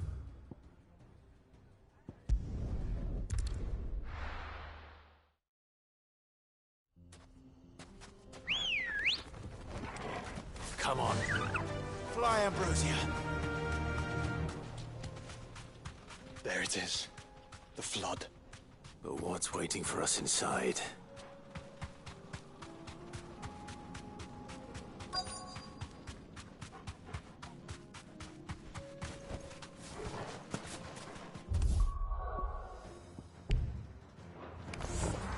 We can't leave a single one alive.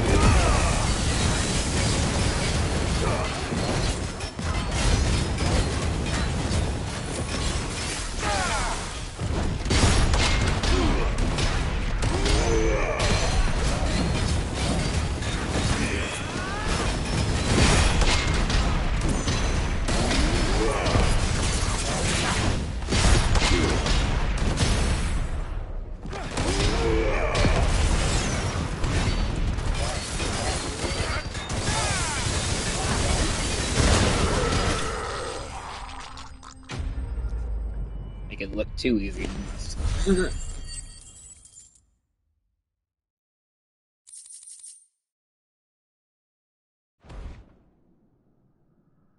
League is disbanded. I should get back to Dalimil and see how the others fared.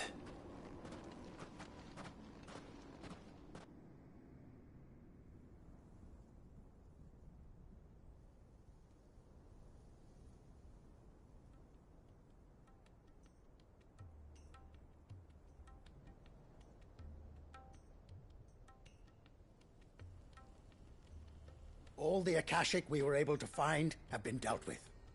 Seems that might be the last of them. Last of them here, perhaps. Lubo, Sir Clive has returned. Clive! What news from Charatina? It's done. Root and branch. I knew you wouldn't let me down. Thank you, my lord. Friends, the Horde has been driven back. The Akashic have been defeated. And we need not fear the arrival of any more, thanks to Clive. Victory is ours. We bloody did it! We saved Dalamil.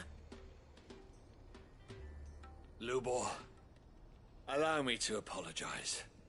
After all you have done for this town, we should never have doubted you. But we did. And for that we are truly sorry. We only hope that you can forgive us. We need you, Lubor.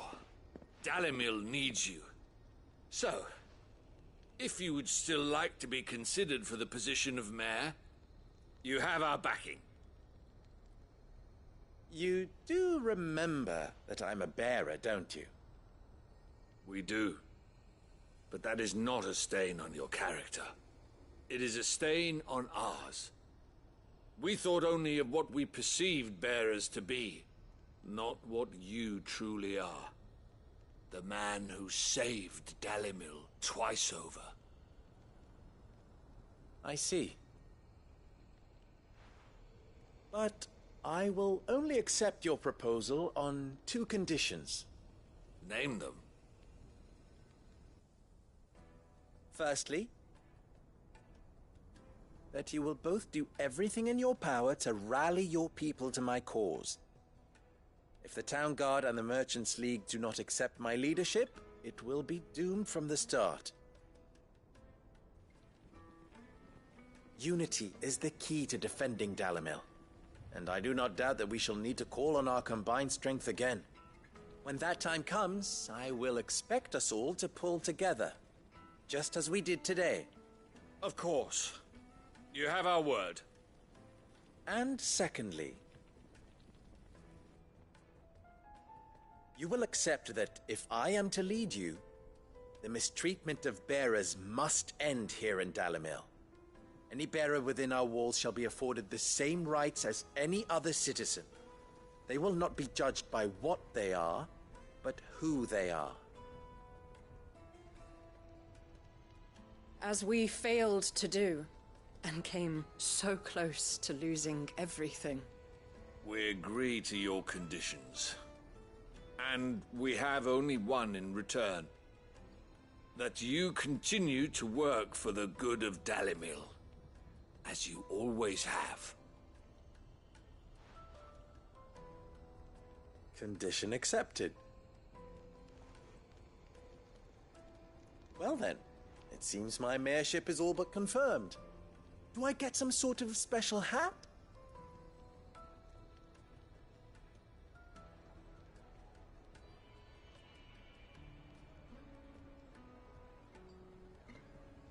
How fickle fate can be. Not so long ago, I had resigned myself to leaving Dalamil in disgrace. And now, I find myself her leader. Here. For everything.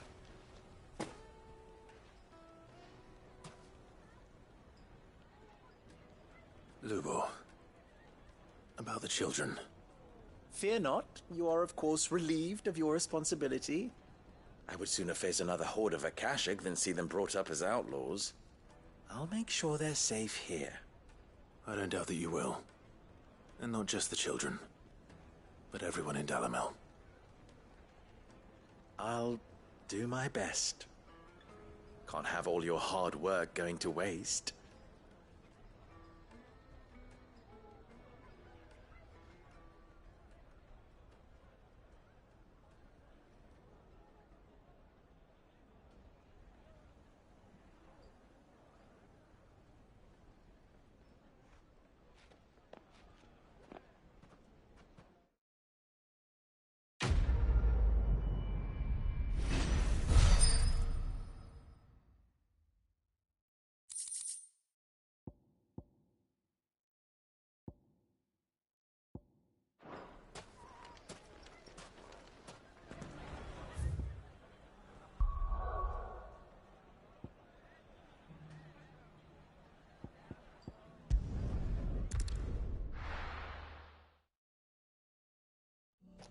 I'm gonna try to finish up all these side quests before.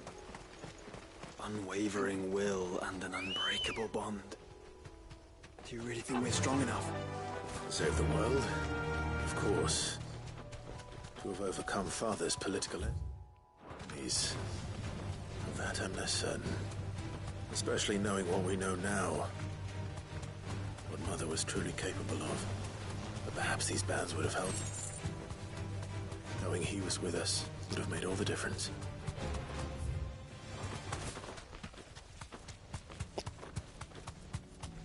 And I'm probably gonna change the child at high school after the stream. I thought I was gonna get the boss battle done, but I didn't realize how many side quests there were gonna be.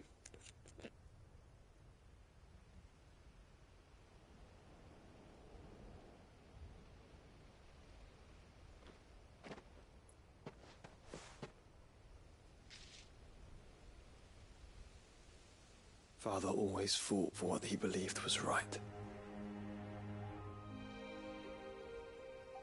It wasn't until that night at Phoenix Gate that I realized I had never fought for anything. I always had someone else to do the fighting for me.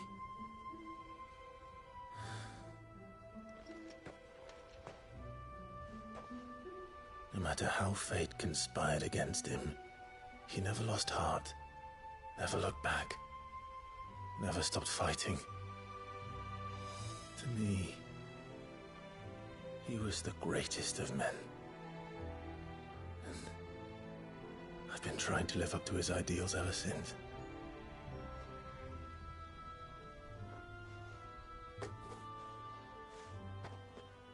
We all have, Clive. We all have. And we'll keep trying. Because that's what he would have wanted. What he would have done himself.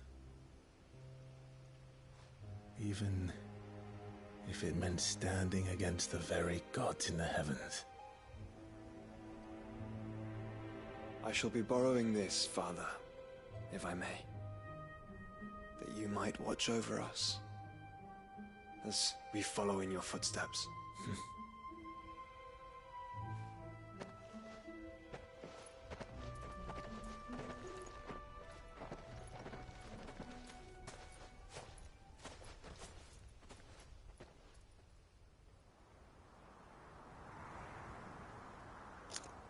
Fucking knew it.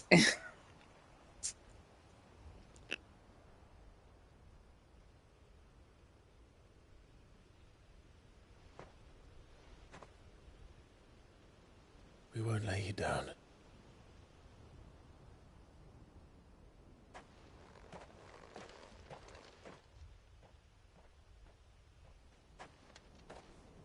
Onward then? Onward. To the end. And to a new beginning.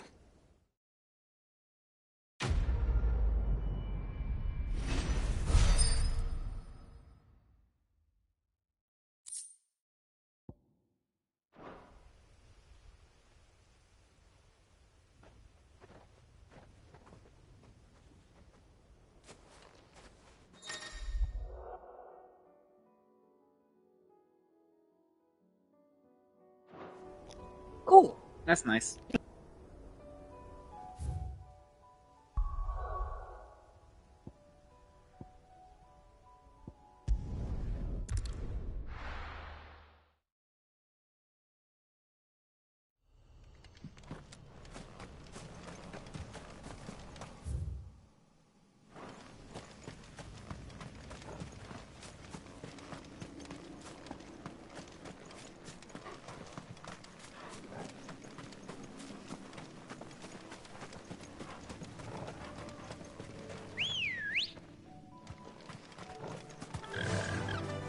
Run like the wind.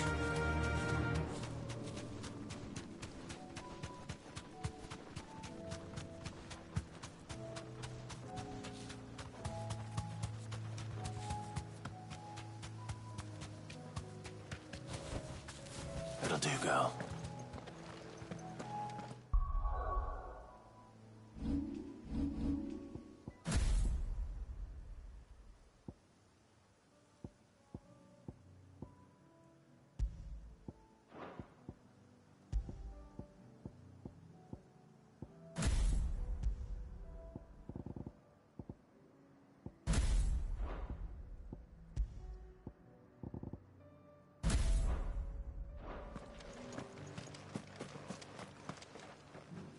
Quinton, I have a proposal for you.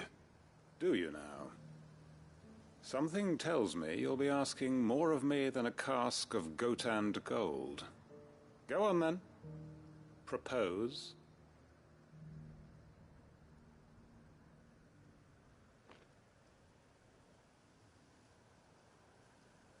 You'd have me convince the chiefs and chamberlains of the realm that they should simply swallow their pride and do the one thing that has proved impossible for thousands of years. Was there anything else? Perhaps I can fetch you a meat pie as well. I know it's a lot to ask, but I can think of none better suited to the role. And you'd have me give up what little I have left to do it. I told you, Clive. The people of Lostwing are my family, and I cannot abandon them. You'll have to find someone else. I'm sorry to hear that. So am I. And why might that be? What he's asking. How's it any different to what you've done so far? They want you to speak for those who can't speak for themselves. That's what you do best. If it's the vineyard you're worried about, we'll see that the grapes are picked and the tons filled. You know we will. It's not that. Then what is it? You said yourself we're family. Don't you trust us? You know that's not what I'm... Then what are you saying? That only we are worth saving? Why turn your back on everyone else? You convinced us we could build new lives for ourselves, and if you can do that, who's to say you couldn't convince the entire realm? A stirring argument. I fear that any rejoinder I make might fall somewhat flat by comparison. So you'll join us? Where do you need me? Field Marshal Havel will want to speak with you in person. He's currently in Port Isolde. I can arrange for a party of Cursebreakers to accompany you there. That would be very much appreciated. I hear the roads are far from safe these days. Hopefully not for long. My uncle will want to know.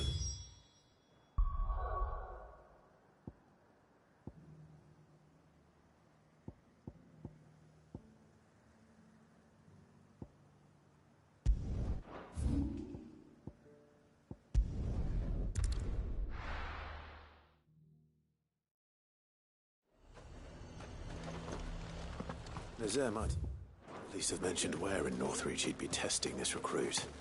And we're just supposed to end. What other choice? Well met, Sid. This is the initiate. Ember, present yourself. At your service, Master. Please, just Sid. There are no masters here. Your life is your own. Oh, of course. Thank you, Sid. The sergeant says you'll be evaluating me at my trial. To become a scout, yes. You are aware of the dangers inherent in that role. I am, but I swore I'd face them. Just like the man who saved my life. And who would that be? Gav. It was him who found me and freed me. No magic, no support, just one man and his nose. Came and sniffed me out. It taught me what one man can do if he puts his mind to it. And I've been training ever since, so that one day I can be someone's saviour, just like Gav was mine. I'm sure he'd be flattered. You clearly have good intentions, Ember. And it sounds like you're under no illusions. Stick to this path and you'll make a fine Cursebreaker. So, what? Have I passed? You haven't even started yet. Now listen.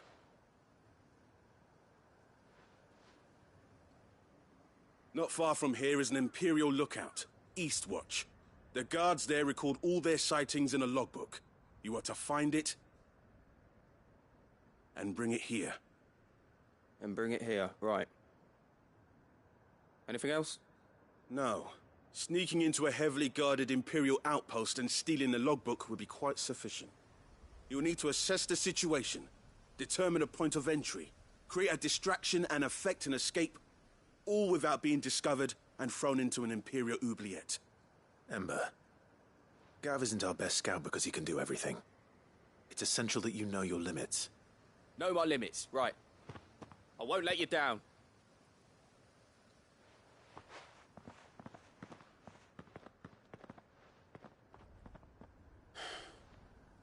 It shouldn't be as dangerous as I made out. But keep a weather eye on him all the same, would you? On my way. All right, Ember. Impress me. Let's go. Faster!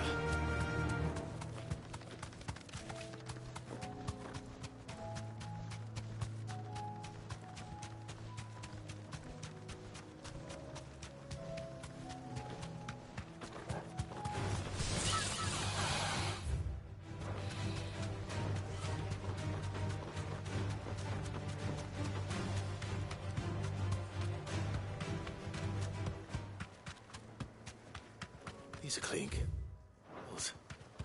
Perhaps young Ember really is ready. Or maybe not.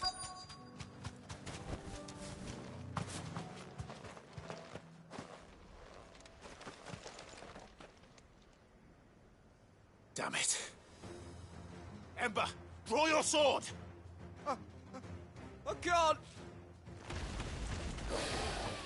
Then run! If you want him, you'll have to go through me.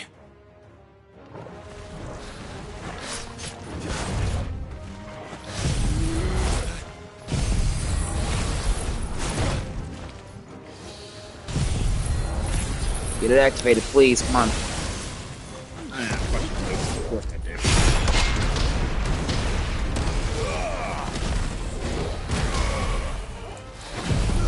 This motherfucker.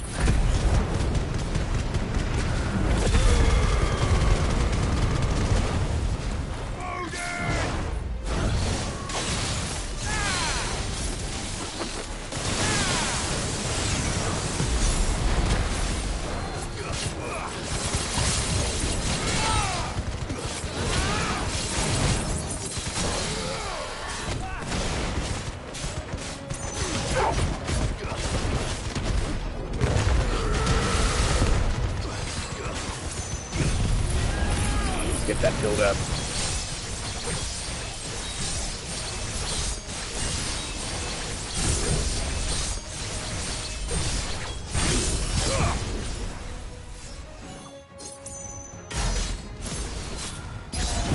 Nope, you ain't going anywhere.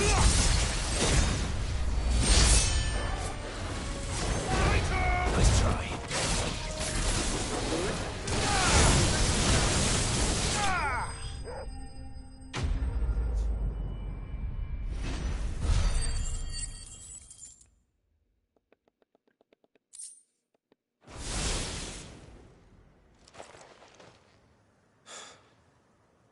Ember, are you...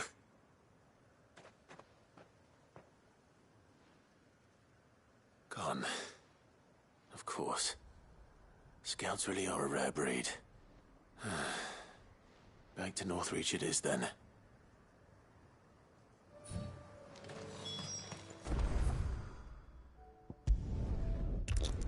How much do you want to bet he snagged the book while the commotion was going on?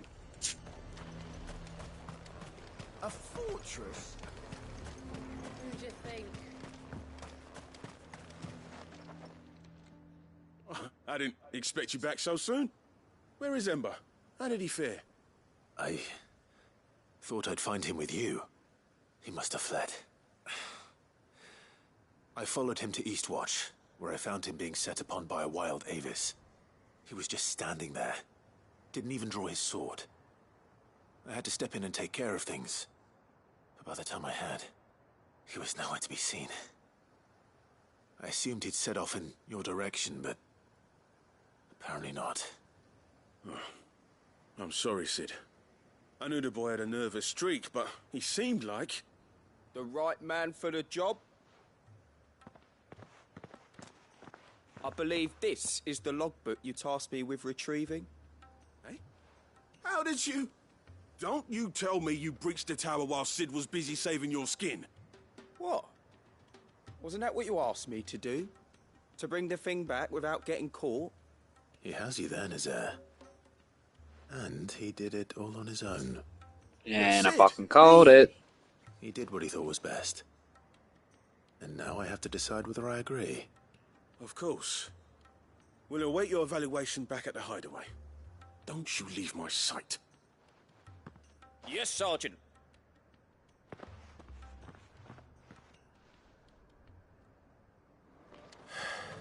This won't be an easy decision.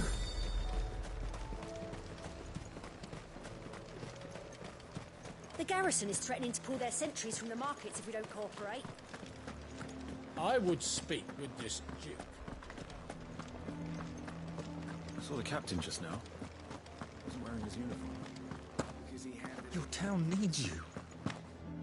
I need you. But the duke would have me. Do you have a moment, Clive? What is it? It's the Duke, unsurprisingly. His Eminence has assumed full control of the garrison and put every able-bodied man to work on the fortifications. The town was left all but unguarded, so Philippe was compelled to form a citizens' watch to fill the void. And though my dear boys have been characteristically willing to assist him in this, they want for bodies. So I was wondering if you would lend them your strength, that the people of Northreach might sleep easier, if only for a few nights. Of course. Whatever you need. Thank you, Clive. What would I do without you? Philippe told me he had men stationed at... Where can I find the mistress of this establishment? Here, my lady. To whom do I have the pleasure of speaking? My name is Sabine, and it is my displeasure to be the daughter of the Duke of Oriflamme, who I understand is causing you and your town no small amount of trouble. I wish to speak to you about what might be done. Very well. Let us speak. I trust you'll forgive me, Clive. Absolutely. Our conversation can wait. Please, proceed. As you know, my father is a most overbearing and supercilious man, and I join you in objecting to his every action. Indeed, I owe you my thanks for continuing to argue against his reckless plans. Yet I fear he is not one to be swayed by reason. No. He must be made to face the consequences of his actions. And who would make him do this? I would. Myself and several other like-minded individuals. Were you to join us, we would surely have the strength to drive him from Northreach for good. Does that not seem a trifle... drastic? Drastic action is precisely what is called for. Unless you are content to see your people downtrodden and dispossessed. My father would have it that citizens exist only to serve the Empire. That they should be forced to make every sacrifice to ensure her revival. But he is wrong. It is not the people who must serve the Empire, but the Empire who must serve her people. Take note to that. He's always been like this. Scornful of the opinions of anyone he judged beneath him. But he cannot be allowed to ride roughshod over the common folk any longer. We must fight him. By all possible means. Fight him? No. My purpose is to quell the tension in Northreach, not to stoke it. Respectfully, my lady. Our only chance of saving this town depends upon every one of us uniting against our common enemy. Your father and his followers included. While I understand your frustrations, I cling to the hope that he may yet be won round. False hope, I assure you. But I see that your mind is made up. I shall bother you no longer. If you will extend me the same courtesy, I bid you good day. She certainly has spirit. Indeed. But unfortunately for us, that spirit is only likely to harden the Duke's resolve, which may be enough to seal the fate of this town. Not that she cares. This is all about her and her father. Families. I'm sorry, where were we? Yes. I was about to tell you of Philippe's plans for the town watch. But perhaps it's better that you heard them from him. I believe he's in the market, if you'd be so kind as to seek him out. Right away. It's just a pity I cannot join you. I'd like to see the two of you in action together.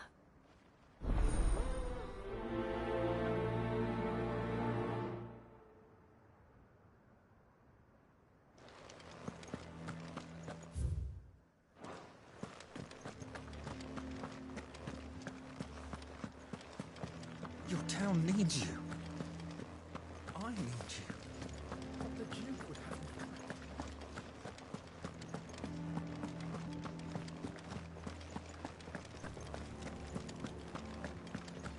me. What does the dame have to say about all this, I wonder? Surely she can't. So you are content to abandon...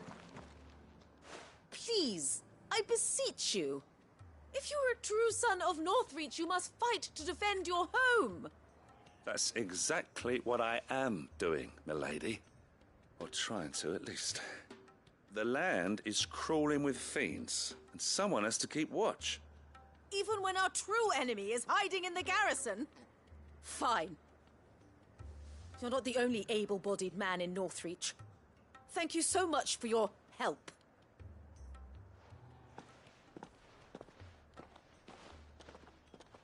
She cornered you too, then? Could hardly get a word in edgeways. Like father, like daughter, eh? She made an uninvited appearance at the Vale earlier, hoping to convince the Dame to join her in fomenting rebellion. I bet that went well. Her ladyship seems to have a way with people. Anyway, what brings you here? Our mutual friend thought you might welcome some help. Oh, she did she? Right as always. In fact, you're just the man. We've had some reports, you see. Sightings of, you know what. They're back. Seems that way. All over, too. We haven't been able to confirm anything yet, but if you're willing, you could go and see what's what. Right. Where should I look? You know Grieger's Weep? One of the sightings places them somewhere on its shores. I'm on my way. Thank you, Clive. I'll look into one of the other sightings. Let's rendezvous back here later.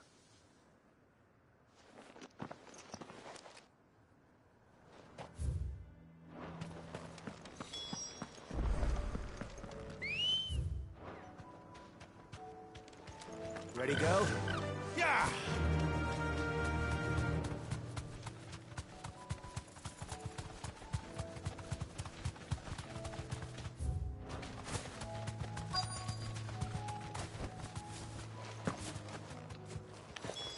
Damn it. The reports were true. I need to stop them before they get to the town.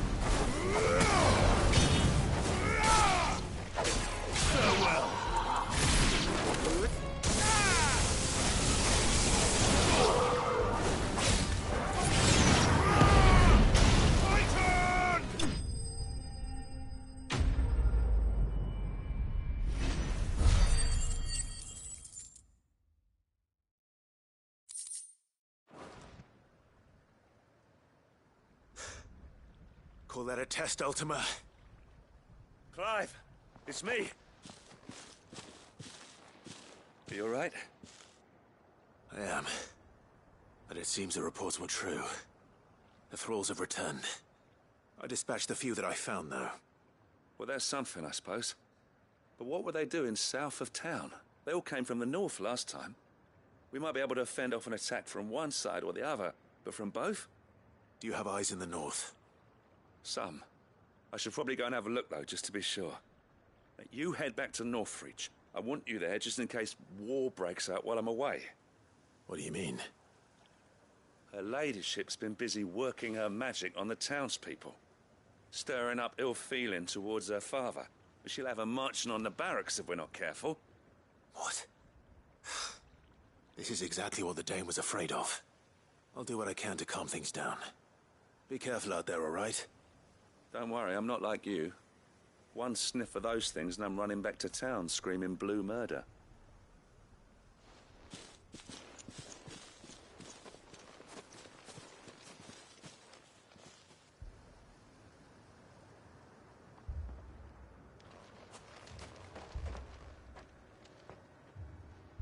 Do you not see, Father? The people of Northreach have given enough, and only a fool would ask for more. Listen to me, Sabine.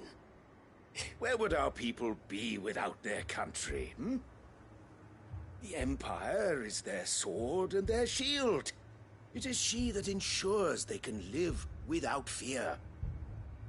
And now she teeters on the brink. Without their sword, how will the people fight? Without their shield, how will they protect their kin? Can the unarmed stand against the advancing hordes? No. But there is yet hope. A new shield, a new sword. A new empire.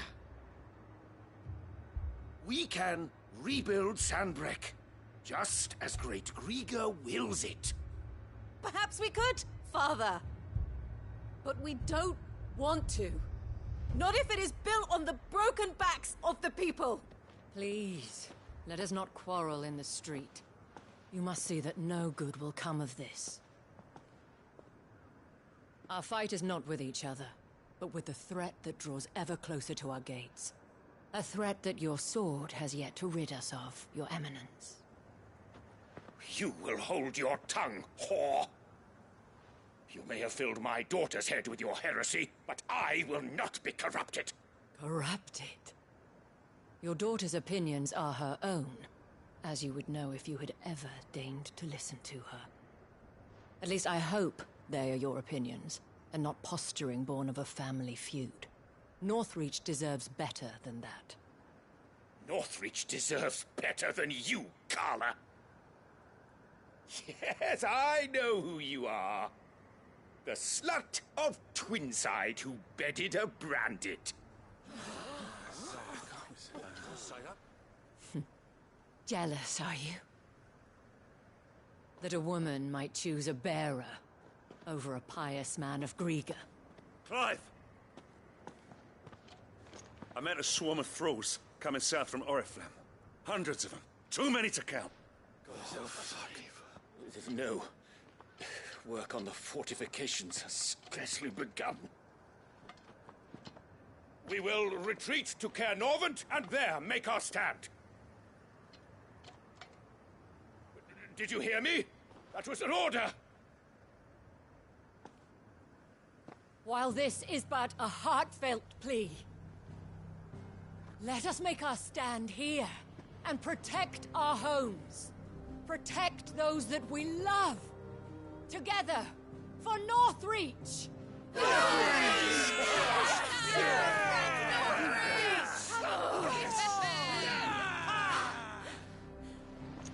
You heard the Dame. What are we waiting for? Pikemen to the gates. Archers to the roofs. Quickly, come on!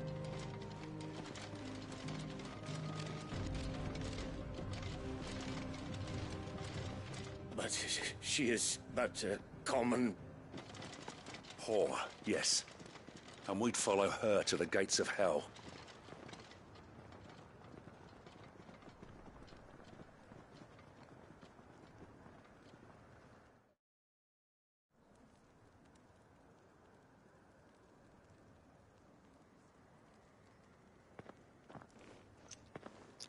And it goes to show the matter of position of power you have. It's up The to the men people to have listen. their orders, and they look like following them.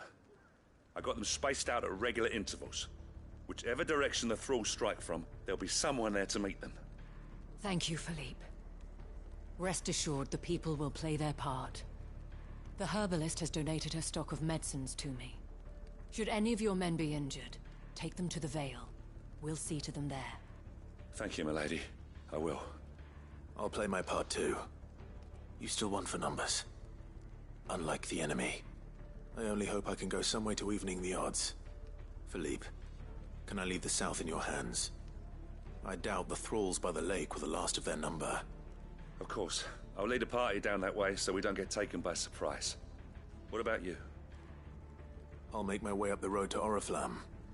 I fought a few of these things. And while I can't promise to hold them all back, I should be able to thin the herd. All right. But take care. Thank you. Both of you. You can thank us when it's over. Till then, madame.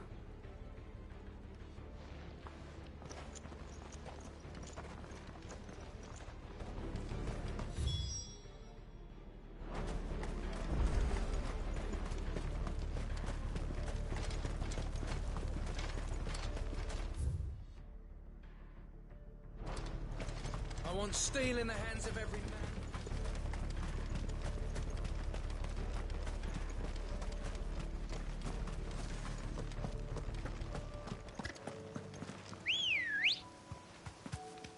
Good girl.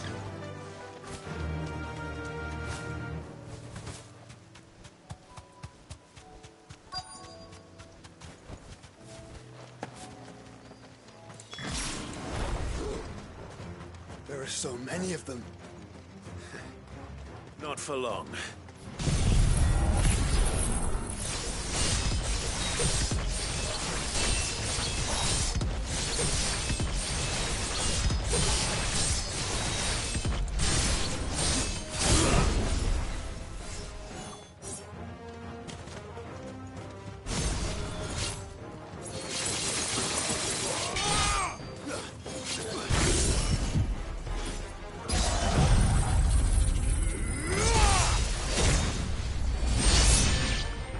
That is so fucking broken.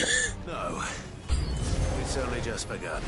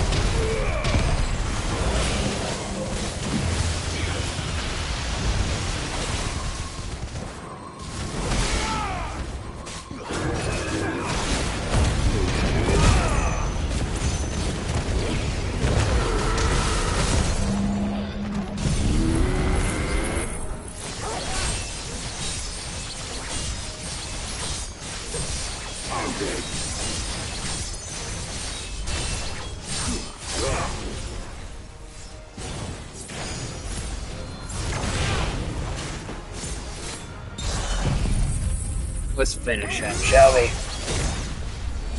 It's over. Great pose.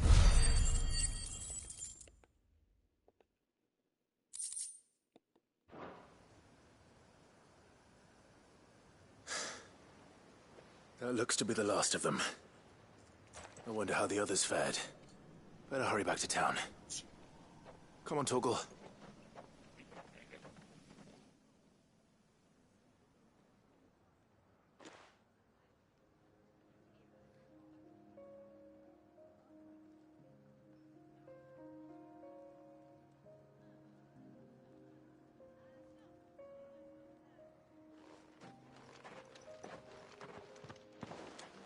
Clive, it's good to see you. And you. The road to Oriflamme is clear. How did you and your men fare? Well, we ended up fighting for our lives down by the lake. Took a few nicks, but nothing the girls of the Vale can't put right. Glad to hear it. Well, it seems we've survived. For the time being, at least. I thank you both for answering the call. You were right. And I was wrong. About everything. I had thought that the only way to unite the people was under the banner of Empire. That without a strong hand to guide them, they would drift apart. To be borne hither and yon by the eddying currents of fate. But you brought them together. Not by force, nor by the exercise of goddess-given authority, but by simply being one of them. By knowing what they feel, because you feel it yourself.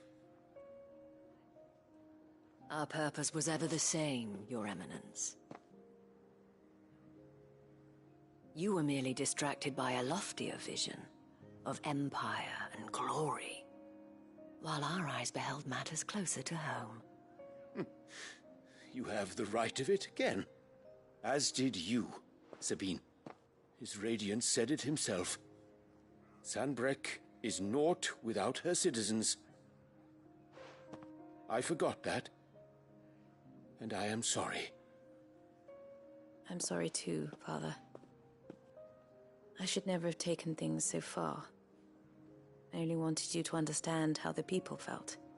How I felt. But my anger got the better of me. Do not blame yourself, my dear. This was my doing. I should have listened to you. To all of you. Your Eminence, your Ladyship, I do not doubt that you came here with the best of intentions. But I believe the same could be said of us all. We all want safety, security, prosperity. Not just for Northreach, but for the entire realm. And we may yet achieve it. If only we work together. Will you join us in this? Yes. We shall.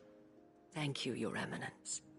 Now that that is settled, I must go and see to the wounded. The Vale's doors are always open to any soldier in need of relief. And today there are more than ever before.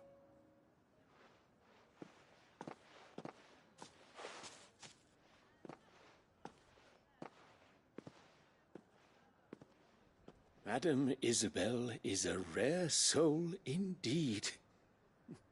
In these dark times, I see that it is not men like me who should lead the realm, but women like her.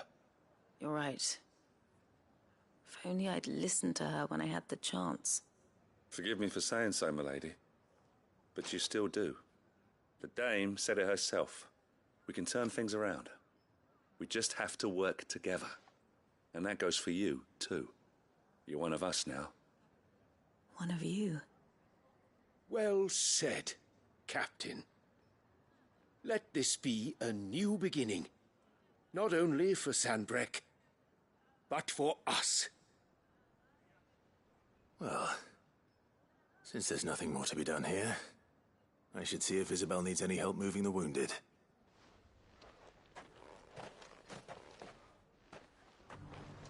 Can we get you anything?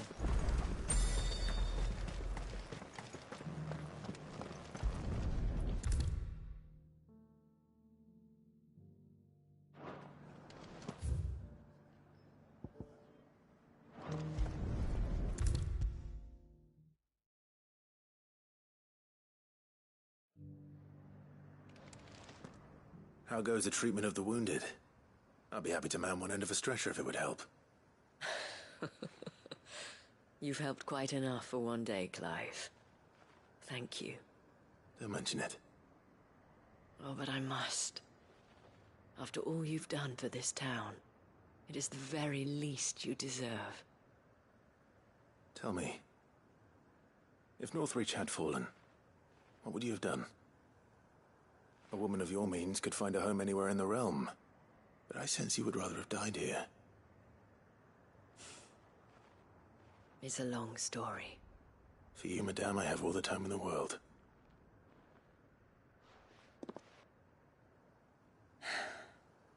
Very well. Long ago, I had a life in the Crystalline Dominion. I was Carla then, courtesan to the nobility. So sought after was I that it was only they who could afford my time. Alas, those halcyon days were not to last. For naive as I was, I fell in love with a bearer. He was my master's guard, the gentlest man I have ever known.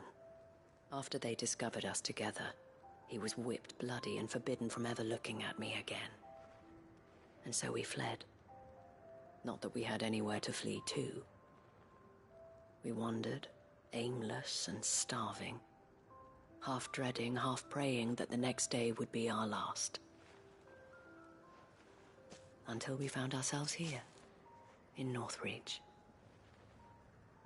It was the veil that took us in, that fed us, clothed us, and healed our hurts. Those that could be healed, at least. My love was already too far gone. He passed away. He did. Not long after we arrived. But at least we were able to share a few moments of peace before the end. It was the greatest gift I have ever received. But the generosity of this town and her people did not end there. The men and women of the Vale supported me through my grief. Shared in it, though I was still a stranger to them. They treated me like a sister. And so I swore that I would always do the same. That I would return the kindness that Northreach showed me. That I would repay my debt to the Vale.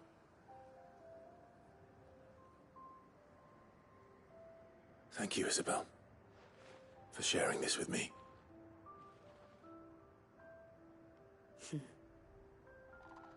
You're a lot like him, you know. Perhaps that is why I have such a soft spot for you. Never stop fighting, Clive. And I shan't either.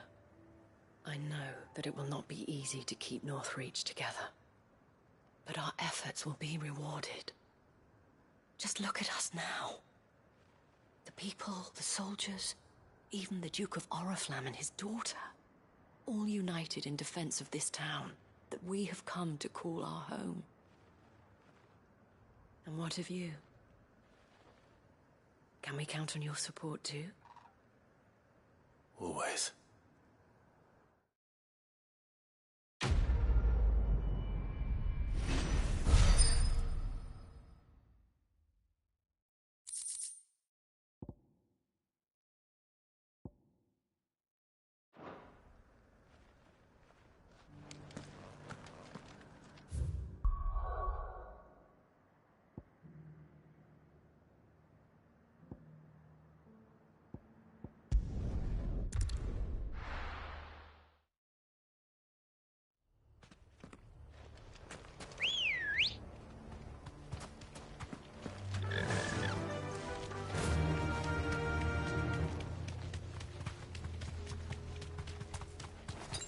I needed that.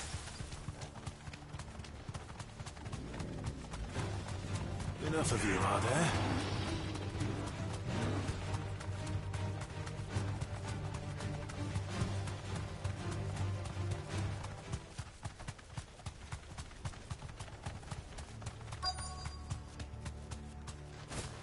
The entire village looks abandoned. Now, which house would a bookworm live in?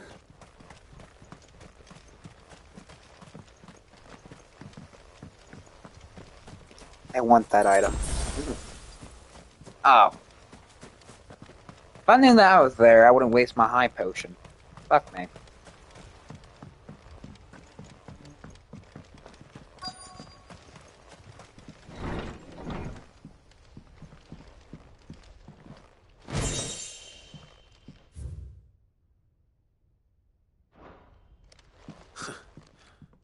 interests were certainly varied.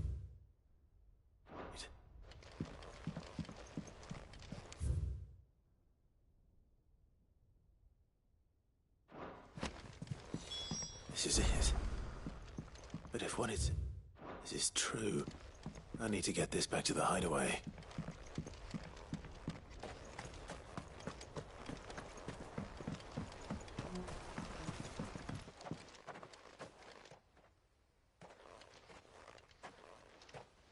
Leaving so soon, stranger? We've been watching you.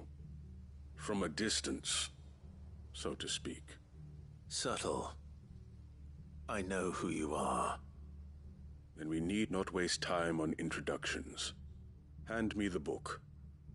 Leave it in our care and return to your life. Your care? Do you mean to burn it or bury it? That is not my decision to make. But by one means or another, its contents shall be removed from the common record. Then I'll have to politely refuse. I won't let you erase our history. Then we find ourselves at an impasse. Very well. The book can just as easily be pried from your dead hand. You'll try.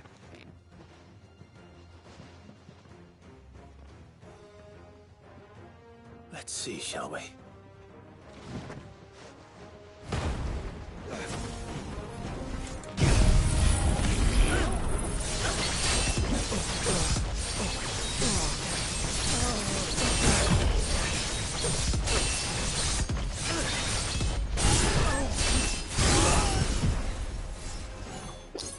Time for the one-shot combo.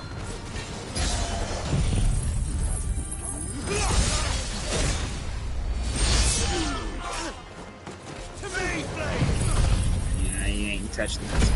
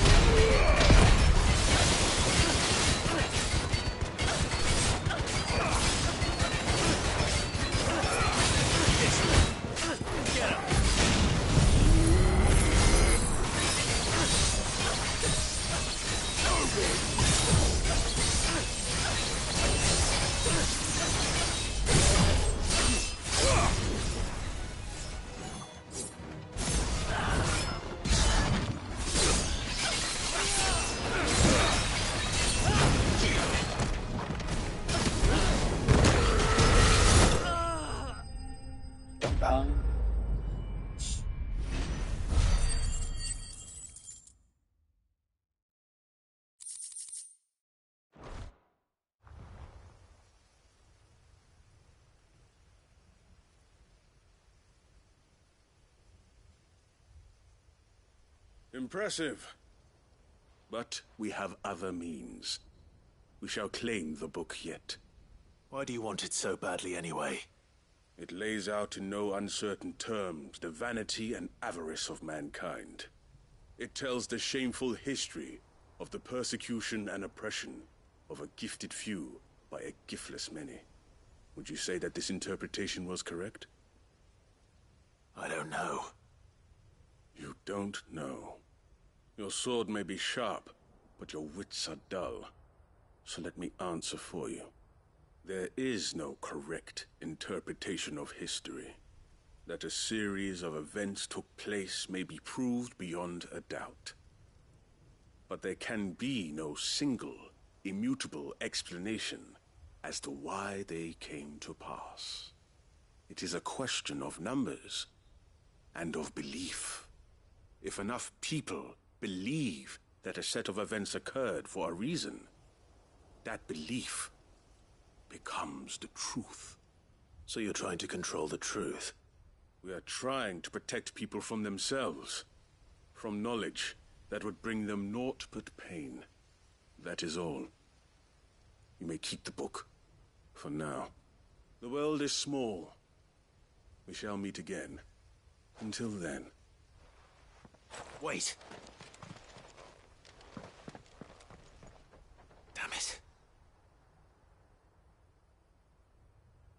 Let's get this back to Vivian. Perhaps she can explain what that was all about.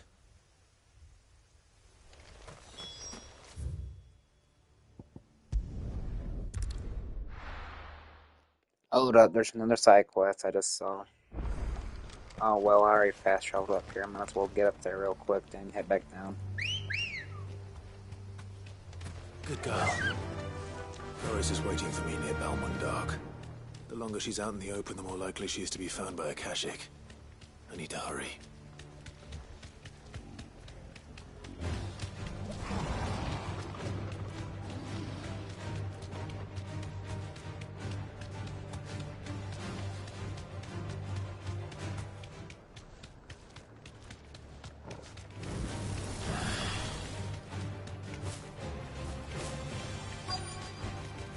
I can walk from here.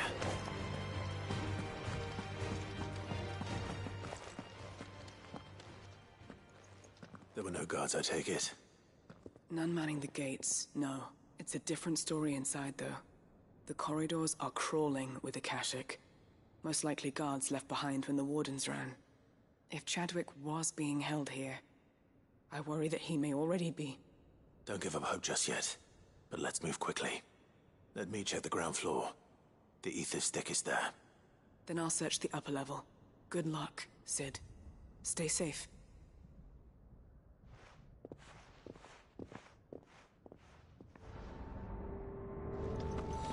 Just how bad are the floods inside the walls? Bad enough to turn a bearer? I hope not.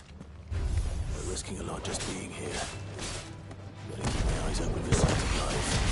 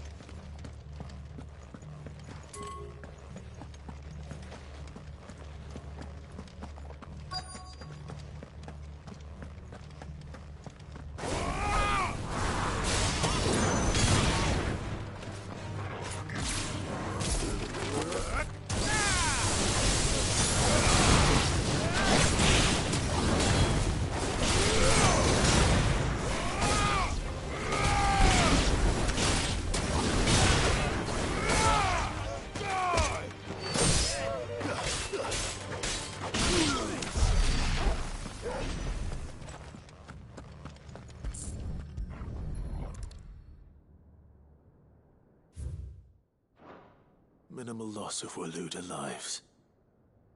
And what happens when they run out of bearers? Even the Imperials take better care of their branded than that.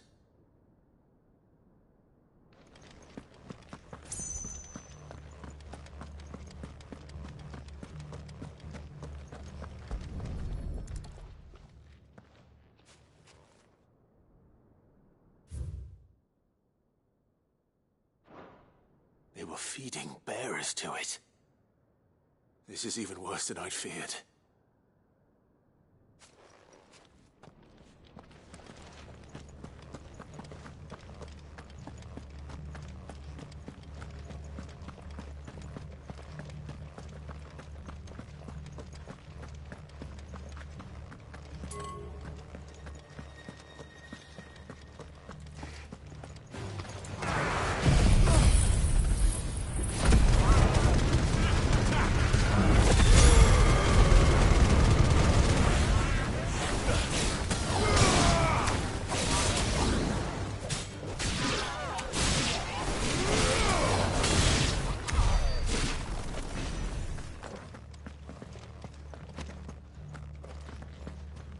No sign of any bearers yet. I hope you have better luck downstairs.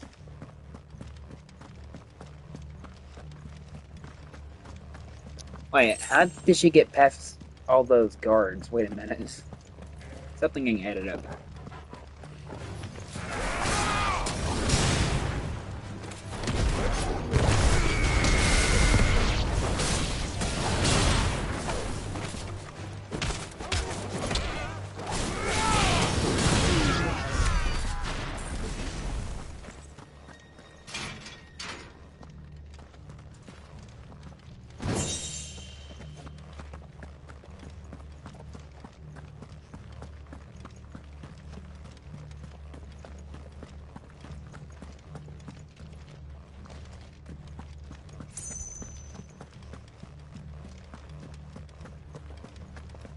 Okay, where'd the stairs go? Never mind, I don't need stairs.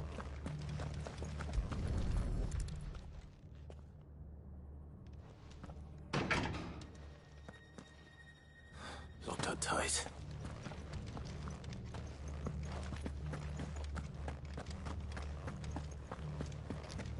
I'm missing another key.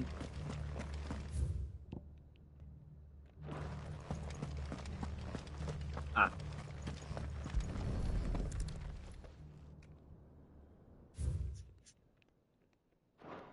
So this place was no ordinary prison. And I doubt they'll have taken the creature with them when they fled. Nothing but a Akashic down here. Hopefully things are looking better upstairs. I should go and see how Doris is getting on.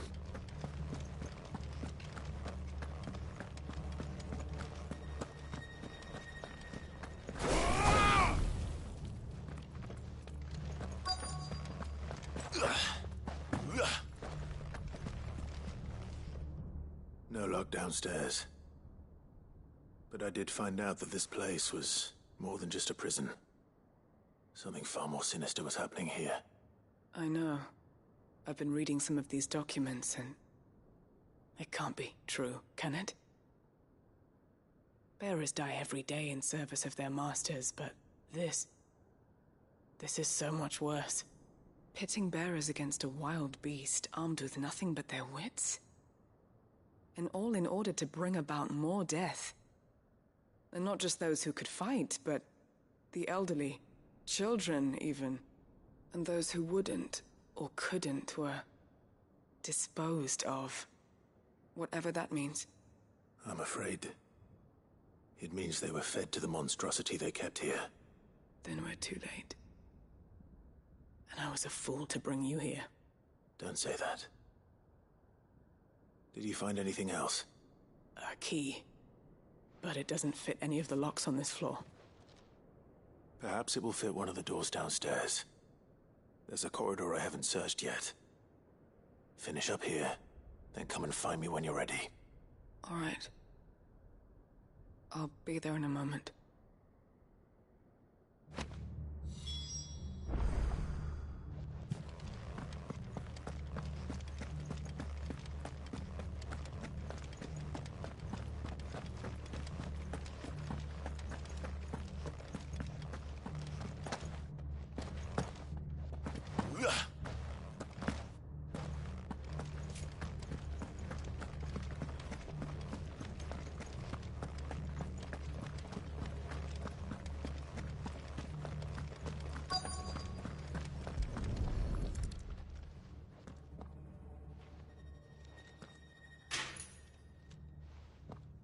Let's see what we can find down here.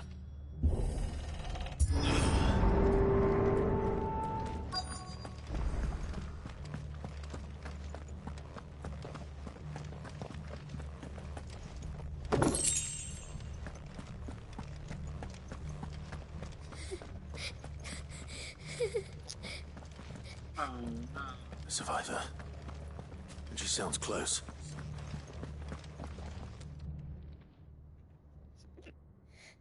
Who are you? There's no need to be afraid. Are you alone? Are there any other survivors? Some of the guards. They're still here. But something's wrong with them. Everyone else was eaten by the monster. Of course there were. Thank the Founder. It was worth our coming. But I'd rather we didn't linger. Are you ready? Ready when you are. You poor thing. He must have been terrified. Did Chadwick send you? What? He fought the monster. Distracted it so I could run away. He must have sent you. He promised to free the others too. Where is he? He opened your cell, didn't he? He wouldn't be here otherwise. Chadwick. What type of monster is this? Monster's back! Chadwick, We have to get out of here. Doris, keep the girl safe. All right. You put that bearer-eating bastard in the ground. It's out there waiting for me. Oh! I can't let it live. Not if it's got a taste for bearers. That's the monster.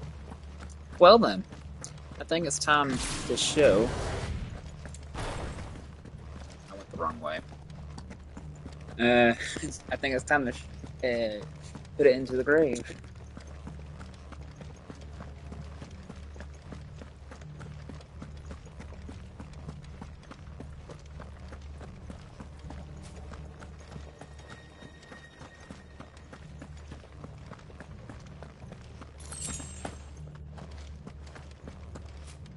How am I supposed to get over there?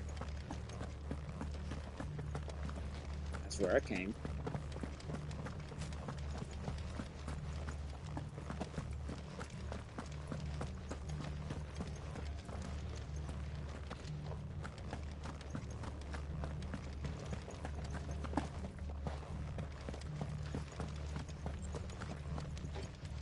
Is there a lever or...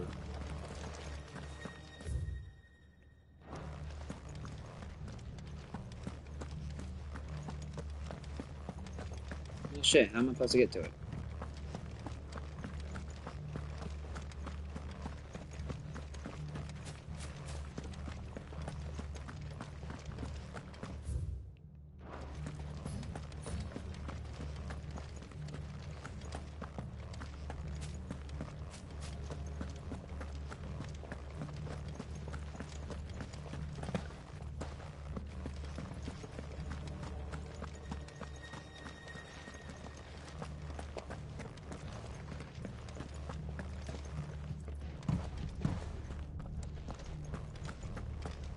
Or did it just bug out to where I can't open up the gate?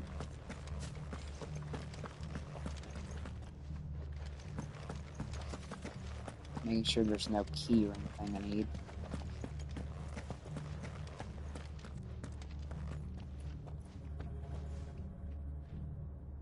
Looking it up because I'm not spending my time looking for it.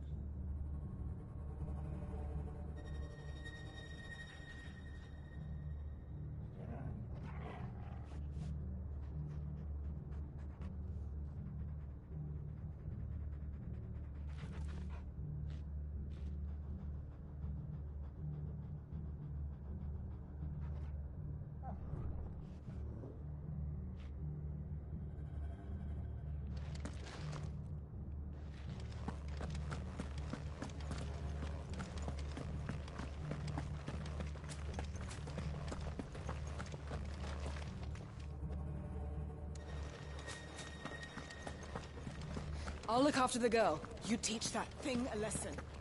Okay, doors. A hole near the entrance.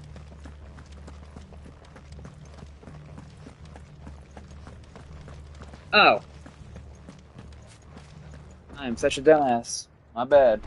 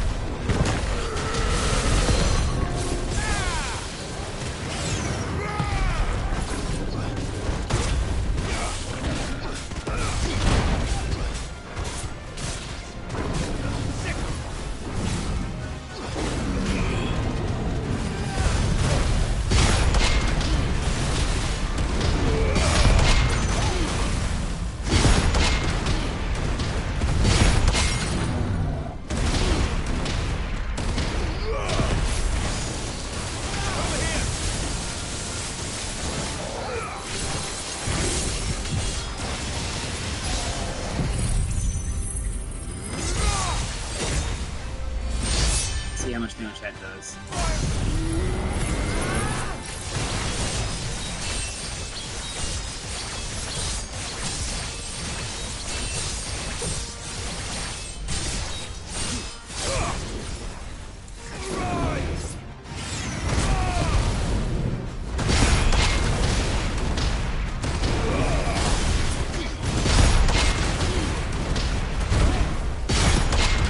Pairing so much.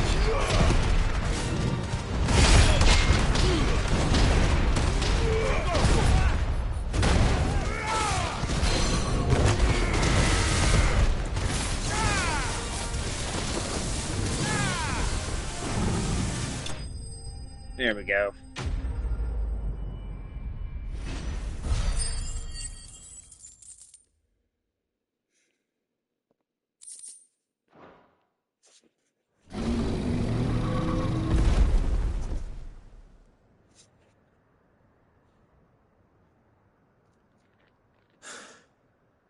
Finally. Sid, are you hurt? I'm fine. I think.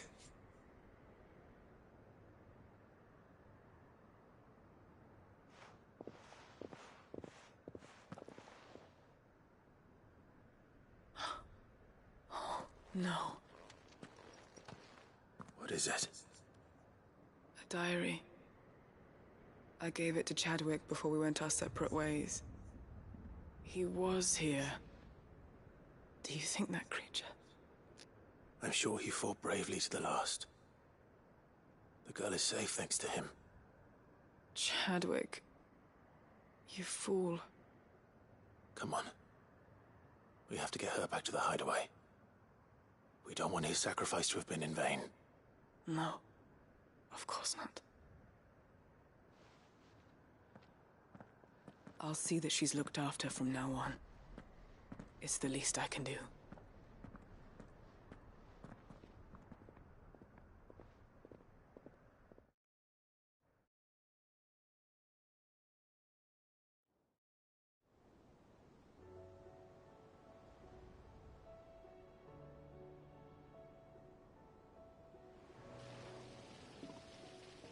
Didn't mean to go to the hideaway, my bad. From what I hear, you've barely left the girl's side in days.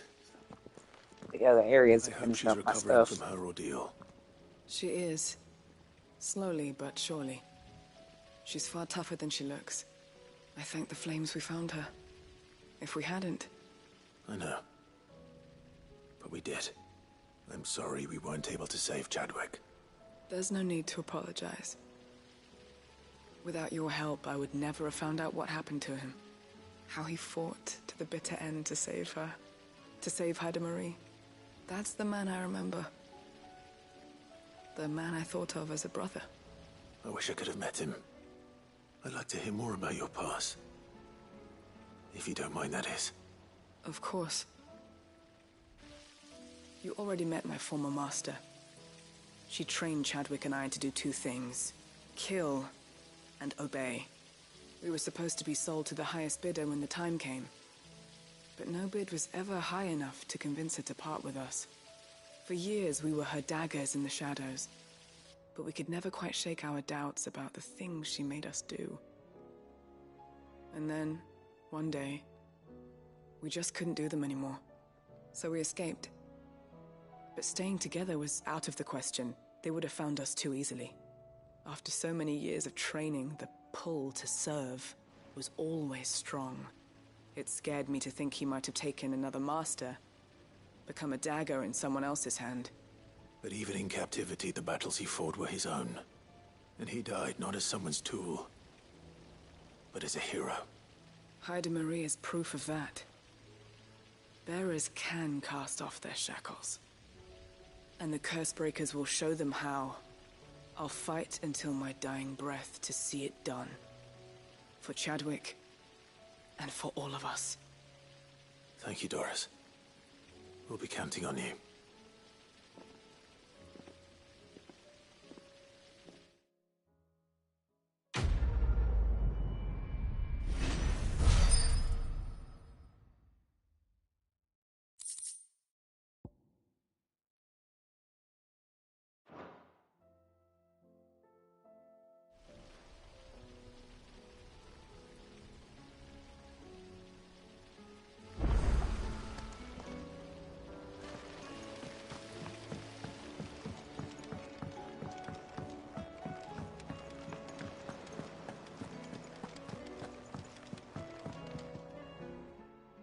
Vivian. I found it. The book you lost.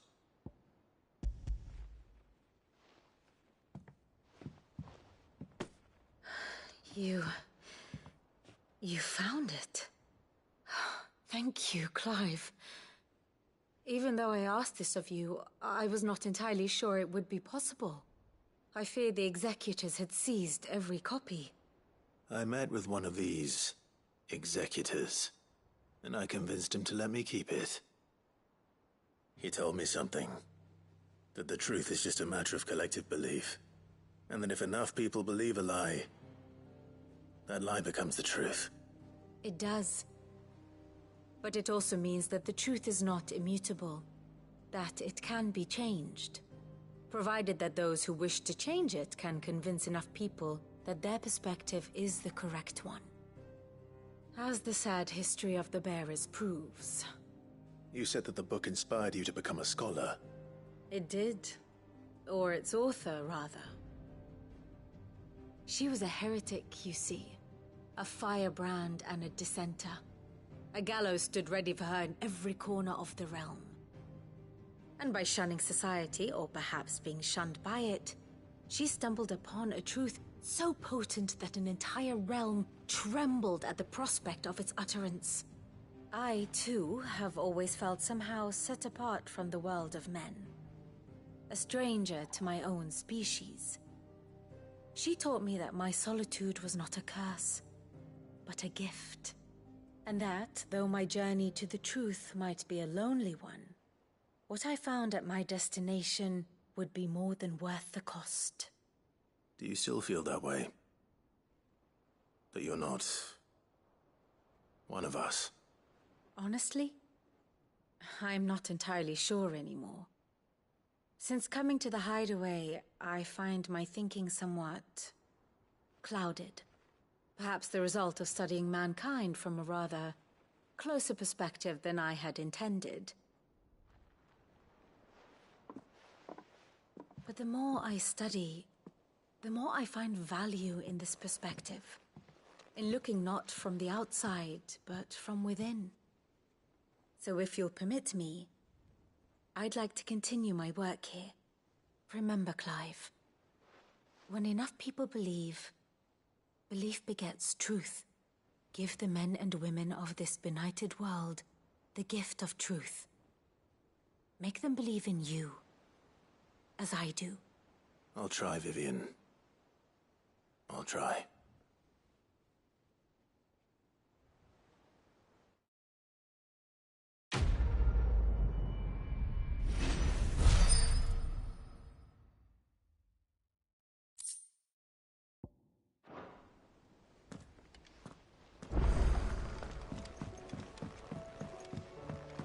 You should have seen it. Welcome back, Sid. Welcome back, Sid. Yes. Welcome back. Trip wasn't too much of a pain in the arse, I hope. Truth be told, it was me who suggested roping you in to help with the trial. But from what I hear, things didn't go quite as planned. No, they most certainly did not.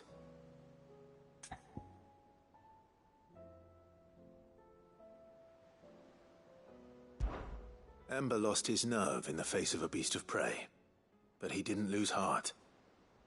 He pressed on, and he achieved his aim. And is that not what we ask of our scouts? Indeed it is. Thank you for your honest appraisal, Sid. The fact remains, however, that Ember will not always have a battle-hardened warrior on hand to pluck him from the jaws of peril. All I have gleaned from this trial is that without someone watching his back, Ember is little more than a liability. Wait, Sergeant. Ember still has much to learn, it's true. And this time he was found wanting. But I'd say he's due a second chance, nonetheless. After all, he did do as you asked. With a bit of hard work, any hand can be made to hold a blade, and any mind can conquer its fears. But a scout's nose is different.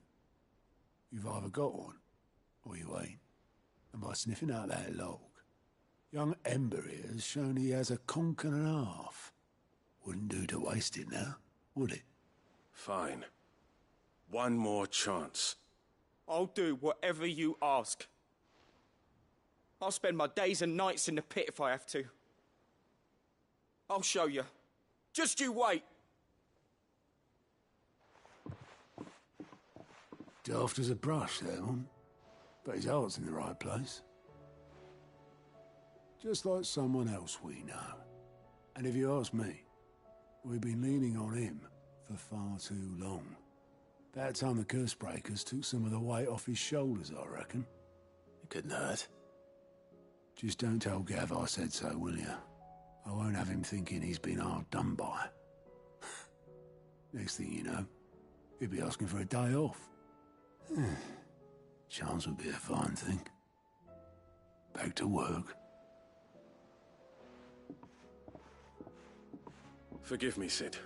This did not play out as I expected. Things rarely do these days.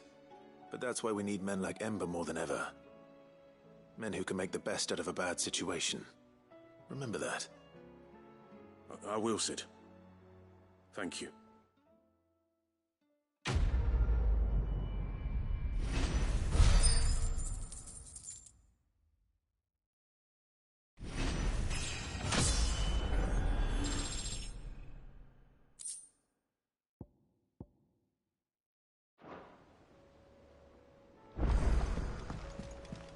There's something about it.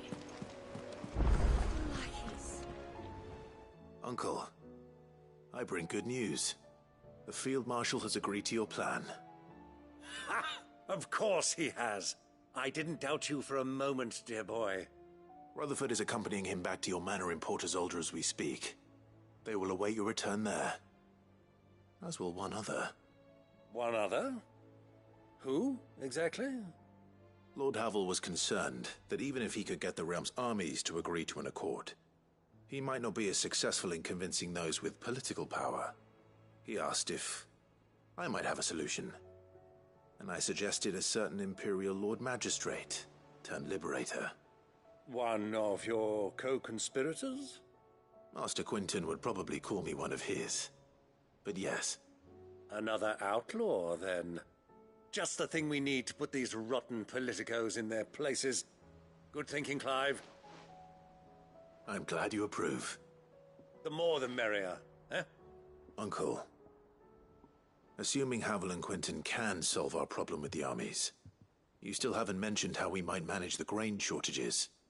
Oh, don't you worry, my boy. The 7 high houses will be seeing to that. They have all agreed to make the most generous of donations. Oh, of course, it did take a little persuasion, but luckily I had some unexpected help. From who? Why, you, my boy. Rumor has it that you rescued the Lady Ariane's head steward Rockford from a horde of bloodthirsty bandits. It was more of a handful. Well, the old battle axe was so pleased. She had a shipload of talents delivered to my private docks by the next new moon.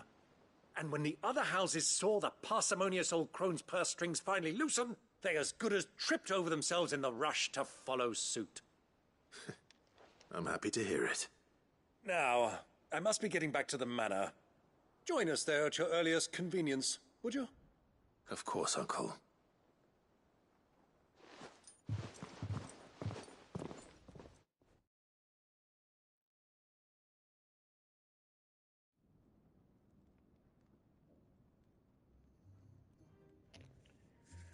I should have gone to mid. And how, pray tell, will we get that grain to the capital if the roads are still overrun with Akashic? You'll find another bloody road. I only have so many men, and I'm not about to send them headlong into an ether flood. That is, unless you'd have them turn as well. Well, I'd certainly eat less. Says the man with a belly bigger than a band of curls. My soldiers actually need their rations. Without any food to keep them going, they'll be dead even before you've sent them on your fool's errand. If I may, gentlemen, perhaps I might suggest an alternative approach.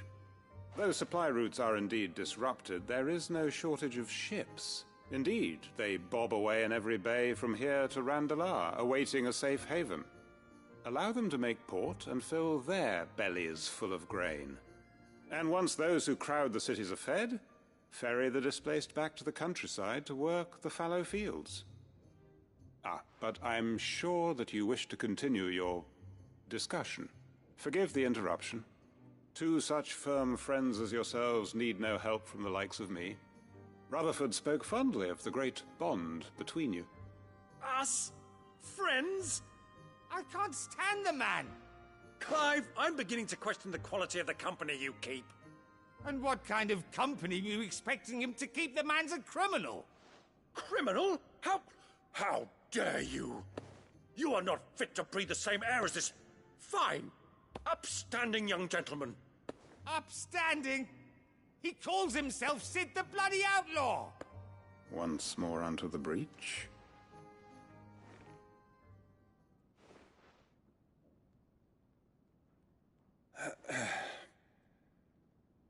Shall we begin again? What we seek here is not to create a new nation, nor to claim the thrones of those that already exist. We wish simply to bring stability to the realm that mankind might weather the current storm. And to do that, we must convince those in power, the generals, the statesmen, the nobles, that our cause is just. There will be disagreements, yes, and I imagine some resistance, much resistance. But we cannot let that deter us. If we show them the path, show them that we walk it ourselves, then I am confident they will follow. The fate of the world lies in my nephew's hands, but the well-being of her people lies in ours. And we must not squander the chance that Clive has given us. Uncle Byron, Now, with that settled, let's move on to the signing of the Accord. For what great moment in history hasn't been accompanied by a little ceremony?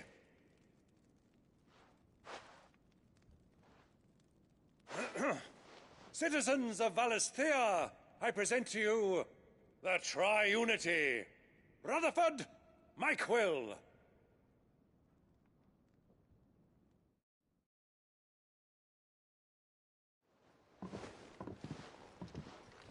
Well, my boy, the stage is set. That it is.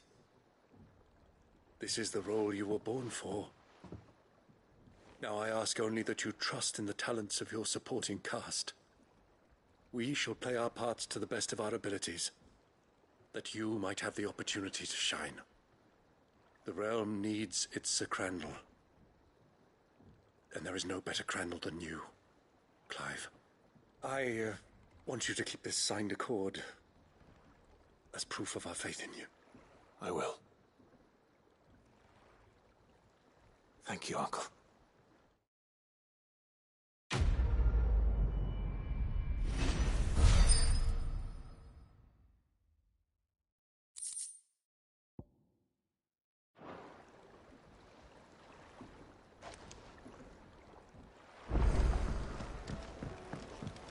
What do you think that thing is? And how the hell is Sid gonna deal with that?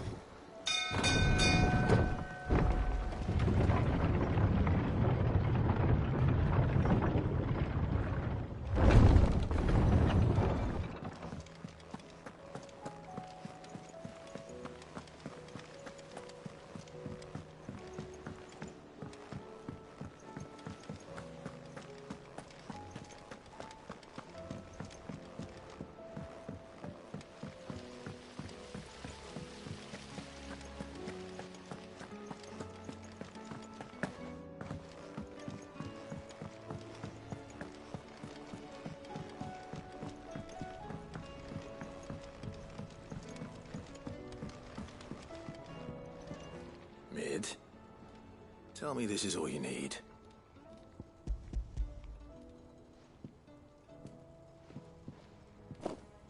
Aw, you make it sound like I asked you to save the world or something.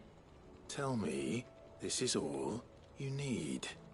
It's most of what I need. After you left, I went over the figures again, and I realised I'd forgotten a 1 and a 0. And And a cogwheel. Just a tiny one. Though, that's the problem. Gears that small are a bastard to make, and I may have lost the one Blackthorn spent a fortnight toiling over. Wait. The children. When they took apart your scales, there was a tiny brass gear. Now that I think about it, they didn't use it when we put the scales back together. The young'uns? But why would the... You know what? I don't want to know. I'll keep working on the model. You go and find that cog.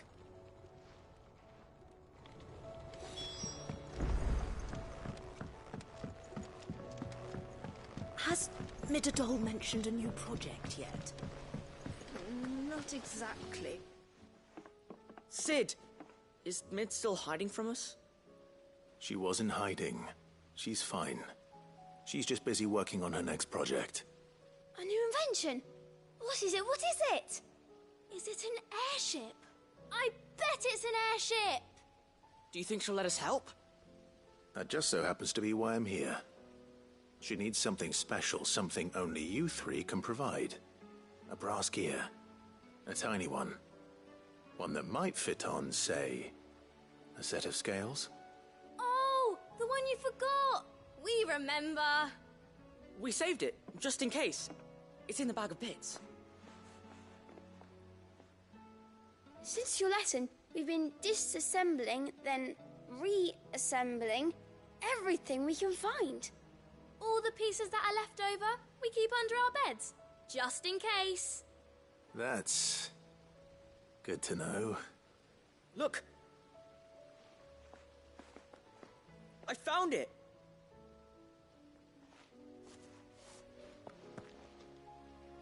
Is that all? Just the gear? We have more parts if Mid needs them. That's all for now. But I'll let Mid know about your hoard. Just in case. Thanks, Sid.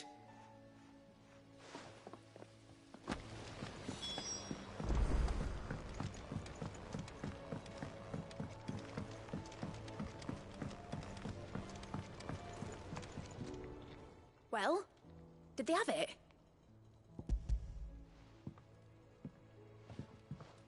They did. And they kept it somewhere nice and safe. Will it work? Will it work? He's perfect! You're a genius, Clive. What exactly are you going to use it for? Only the most important job of all. The wings aren't going to move on their own. But with the right cog in the right place... Well, you just wait and see.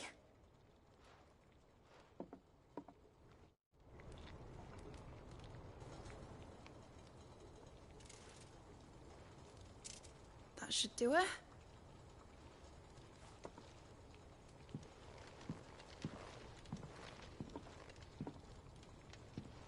Here goes nothing.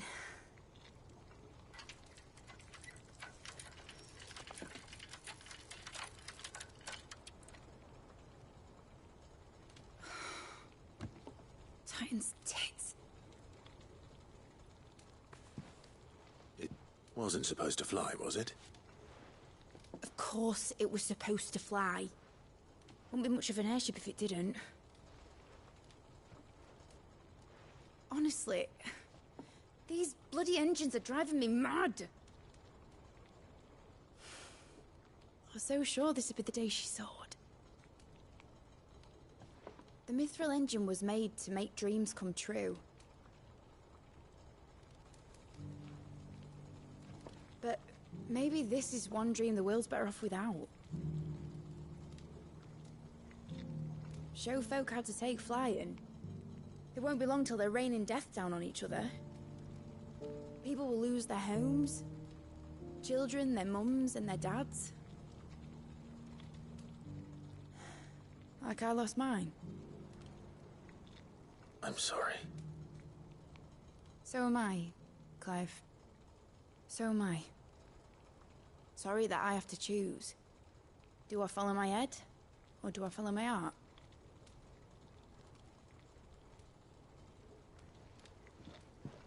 Good question. The first time I stood on the deck of your ship, felt the wind in my hair. It was like I was flying. But imagine how it would feel to actually do it. My dad always said there were two ways of living life. Chasing a dream or shuffling to your grave. And he were right. Right about a lot of things. Not that I like to admit it. People need dreams to chase. Especially in a world like this.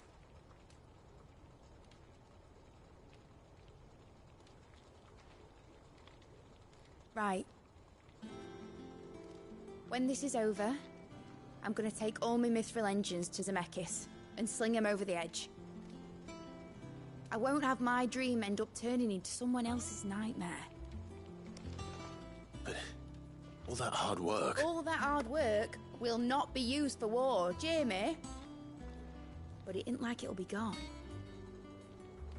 Tell me, Clive, have you ever been on a treasure hunt? Not since Joshua and I were boys. Why do you ask? Because I'm gonna bury the engine schematics and leave behind a little riddle telling people where to find them. A really hard one, so that only the most dedicated dreamers will ever be able to work it out.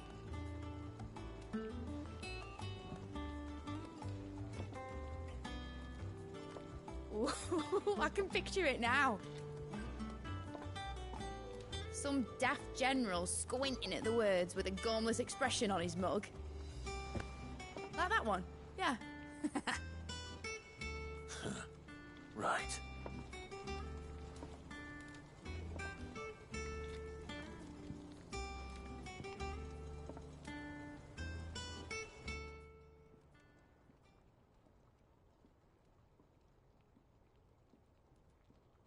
Of course, if I'm putting this engine at the end of a treasure hunt, I'll still need to make it a treasure worth hunting for.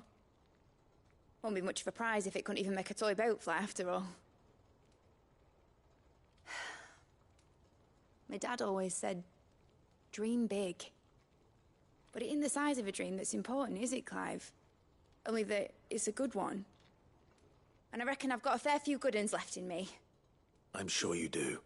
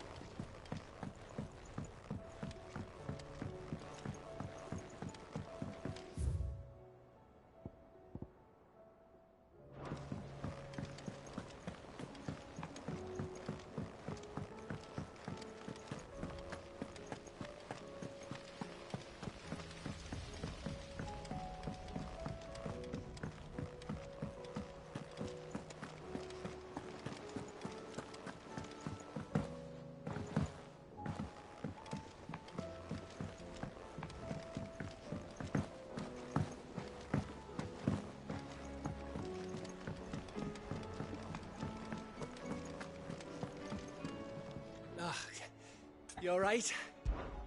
Something troubling you? No more than usual. It's just... Etta's baby will be coming soon, and I wanted to make something for it. I'm sure she'd like that. Back in the north, families would always make gifts when a bairn was on the way. Yeah, I'll let the little tykes know they were welcome in their new homes, like. So, what's the problem? Well, the problem is that Etta's due any day now, and I don't know if I'll be ready in time. Is there anything I can do to help? You know, there just might be. All right then. What exactly are we making? A good luck charm. But not just any good luck charm. Not just any. No. One made from the feather of a silver chocobo. There's naught lucky in all the realm, or so we used to say back home. Don't we have a silver chocobo? Thing is, they're hard to come by. Had Otto and Karen check with their suppliers, but nothing. I'd try and track one down myself, only... Only the big day is fast approaching. And that's all you need, a feather. That or the bird whose horse it's attached to, aye. I was gonna start by asking around with traveling traders plying the northern borders. Well, there's no shortage of those passing through Martha's. I think I might make that my first port of call. I'll let you know if I find anything. You're a Dude, good friend, Clive. you own one. I won't forget this.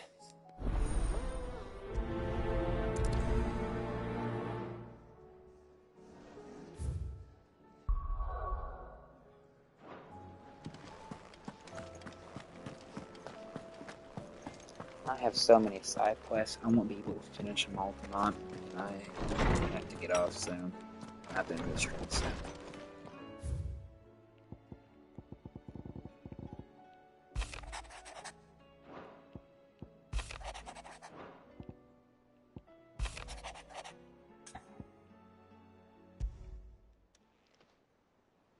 If Joshua's worried about Jill, I should go and speak with him.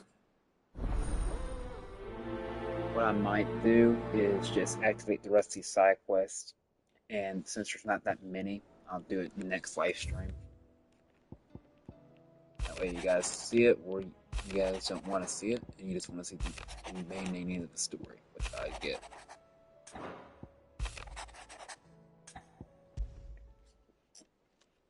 It's usually me making demands of Hippocrates. I wonder what this is about. I think that's what I'll do. I'll just end it here, I'll just do it off stream. That way you guys can see the boss fight next live stream. Yeah. That's what I'll do. So, I'm just going to end it from now. If you enjoyed, please leave a comment, like and subscribe, and turn on your notification bell. That way you don't miss a single live stream. What do you want?